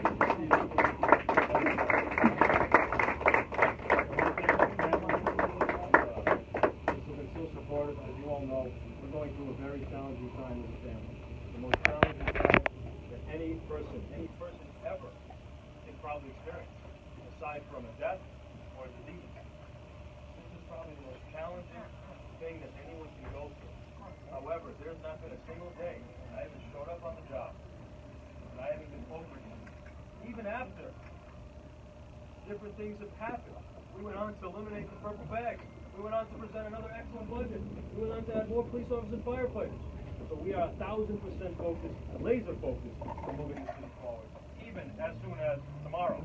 Not next week, not no breaks, tomorrow.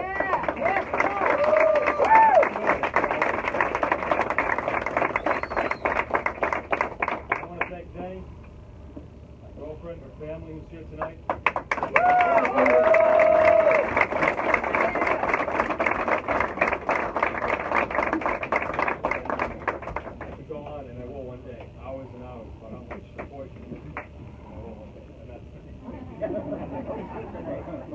November, Jen. You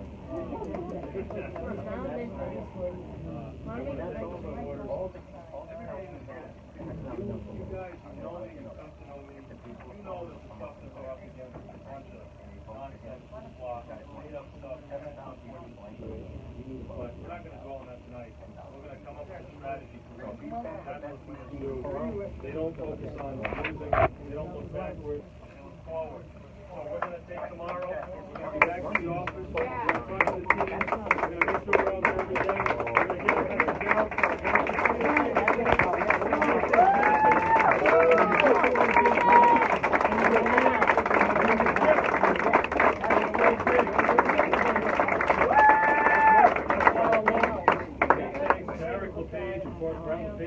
we've been here every year for the primary. Thank you, Eric. Awesome place, great schools.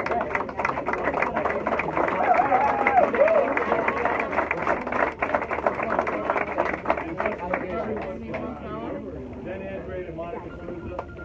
Those people are critically a foundation of our team. Just keep them in the clubs as well. I can name every single person in the room. Don, Garcia, been working I don't know how many hours.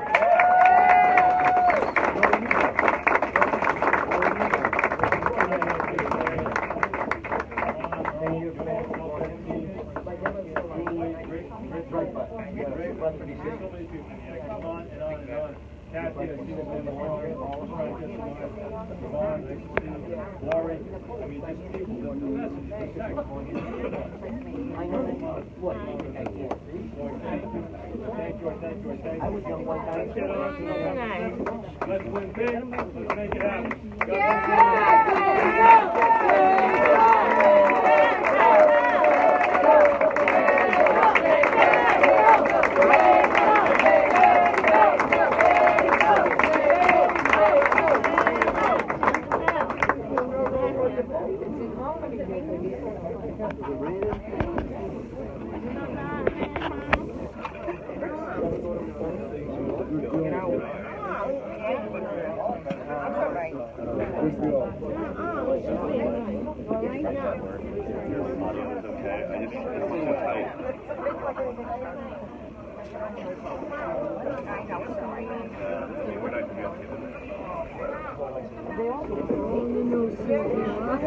God, I love you guys.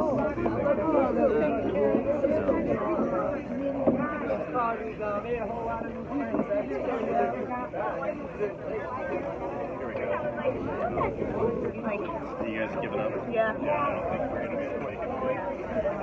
He said.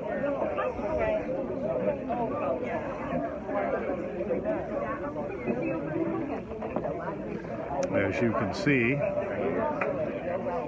this is standing room only and then some. Yeah, I don't know if we're going to get this on. Live from LePage's.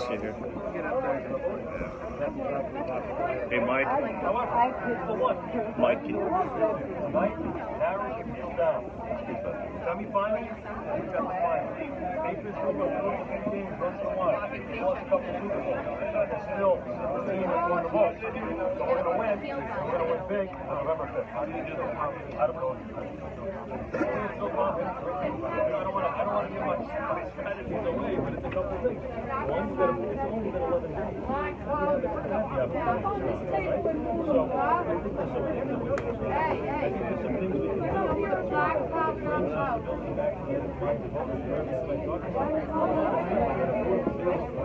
Switch their vote tonight. That's what happens. It's not that they're not taking supporters. They simply switch their vote. Now I have to like double time on my team and earn their trust for the position. But I'm voting for them. That's what we're going to try and do. Oh, yeah,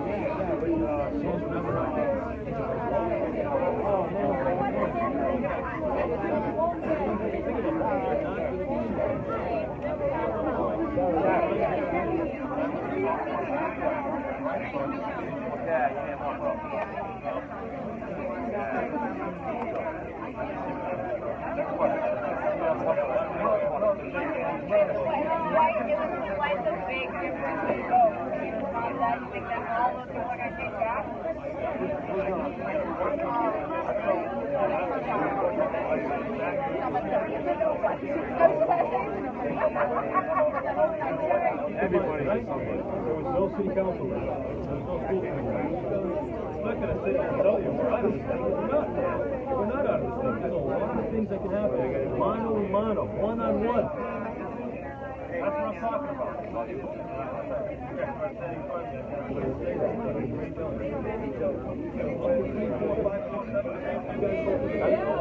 Everybody has seen our days. They know what the facts are. They know what it is.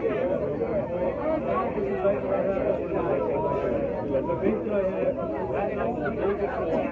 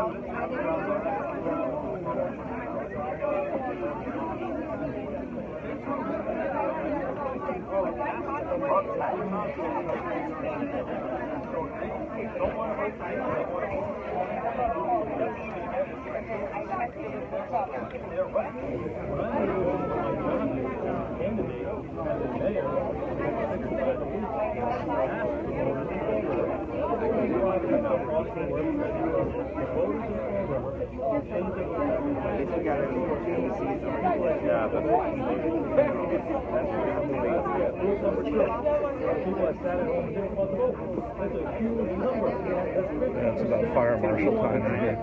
I think so.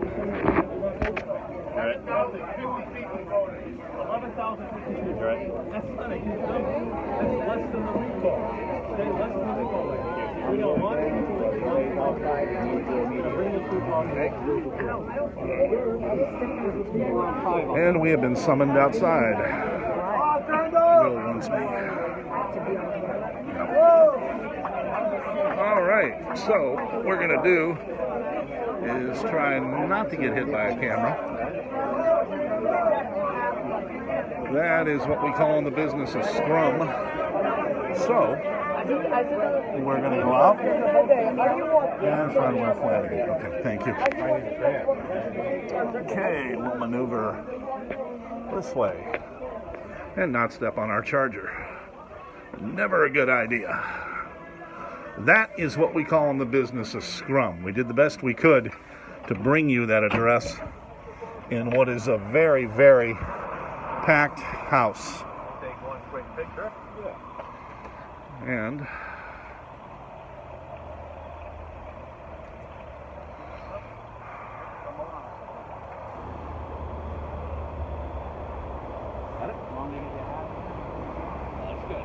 that's good. How are you doing, man? All right? Thank you. Absolutely. Enjoy your night, guys. Thank you. Okay. Thank you very much. Thank you. Thank you. Good night. So, Alan, as we come to a close here, I got the official precincts. 29 out of 29. Paul Coogan, 8,273 votes. Jazel Carrere, 2,777 votes. Eric Escapachico, 2,171 votes. Even if you combine Jazel Carrere and Eric Escapachico, they still do not beat Paul Coogan tonight. But the question now remains, do you want to replace Jazel Correa with a 66-year-old man coming off school committee? Or do you roll the dice and think that Jazel can beat the rap in February and continue? That's the question voters have to ask themselves, basically, isn't it? A lot of what ifs. But when you look at these vote totals, it's going to be very hard to overcome. You would have to think Eric Escapachico's votes, most of them, go to Paul Coogan. It'll be interesting to see whether or not Erica endorses Paul Coogan and joins the campaign trail with him. It'll be interesting to see that. This is a lot of votes that Jazel Correa has to make up. If you were running his campaign, and what would you tell him tonight or tomorrow? Well, he has to do a real gut check. He has to look at the numbers and say, do I want to continue to go on? Do I want to answer that bell for one more round? He's a fighter. I think he's going to. There's no point in Jazel. I think he's going to go a full 12 with Paul Coogan. Now, at the end of the day, the votes may not go his way, but he's going to fight. The kid's a fighter. He'll fight to the end. Paul Coogan, big smile on his face tonight. Eric Escopachico, you have to be somewhat happy if you hear it. You came within a chin hair of beating the incumbent mayor, who less than a year ago was riding high, beating Linda Pereira. But in the end, we have the numbers. And Paul Coogan had a smashing success tonight. To the best of our knowledge, do we know if Jazel won a precinct? It doesn't look that way. It looks like Paul Coogan won 29 out of 29 precincts. In fact, in some of the precincts, Jazel Correa finished in third place. Well, you were the last guy to pitch a shutout. I believe it was the second. Was it terms 2 and 3? Did you pitch shutouts in both of those? Terms 2 and 3, we did. We did. And hey, Steve, how are you? And you know, it's an interesting night. The people spoke. You're probably going to see maybe another 2 or 3 more thousand come out in November. But if you're Jazel tonight, you have to ask yourself, how do I recover? How do I bounce back from this? It's got a lot of work to do. Well, you have to ask yourself too, did Fall River voters vent their spleen tonight? Are they over this, or does this carry to November where Paul Coogan benefits from what has happened and continues to happen to Jazel Correa? You raise a good question, Alan. Does Paul Coogan, kind of coast now to November? If you're Paul Coogan, you put your foot on the gas pedal, you go out there and you really hit the campaign trail even harder, because one thing about Jazel Correa, you give him a shot, he's going to take it. So, interesting night. We hope you enjoyed the coverage.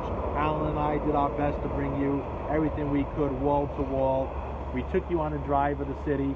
We took you to Government Center. We brought you to all 3 campaign headquarters this evening.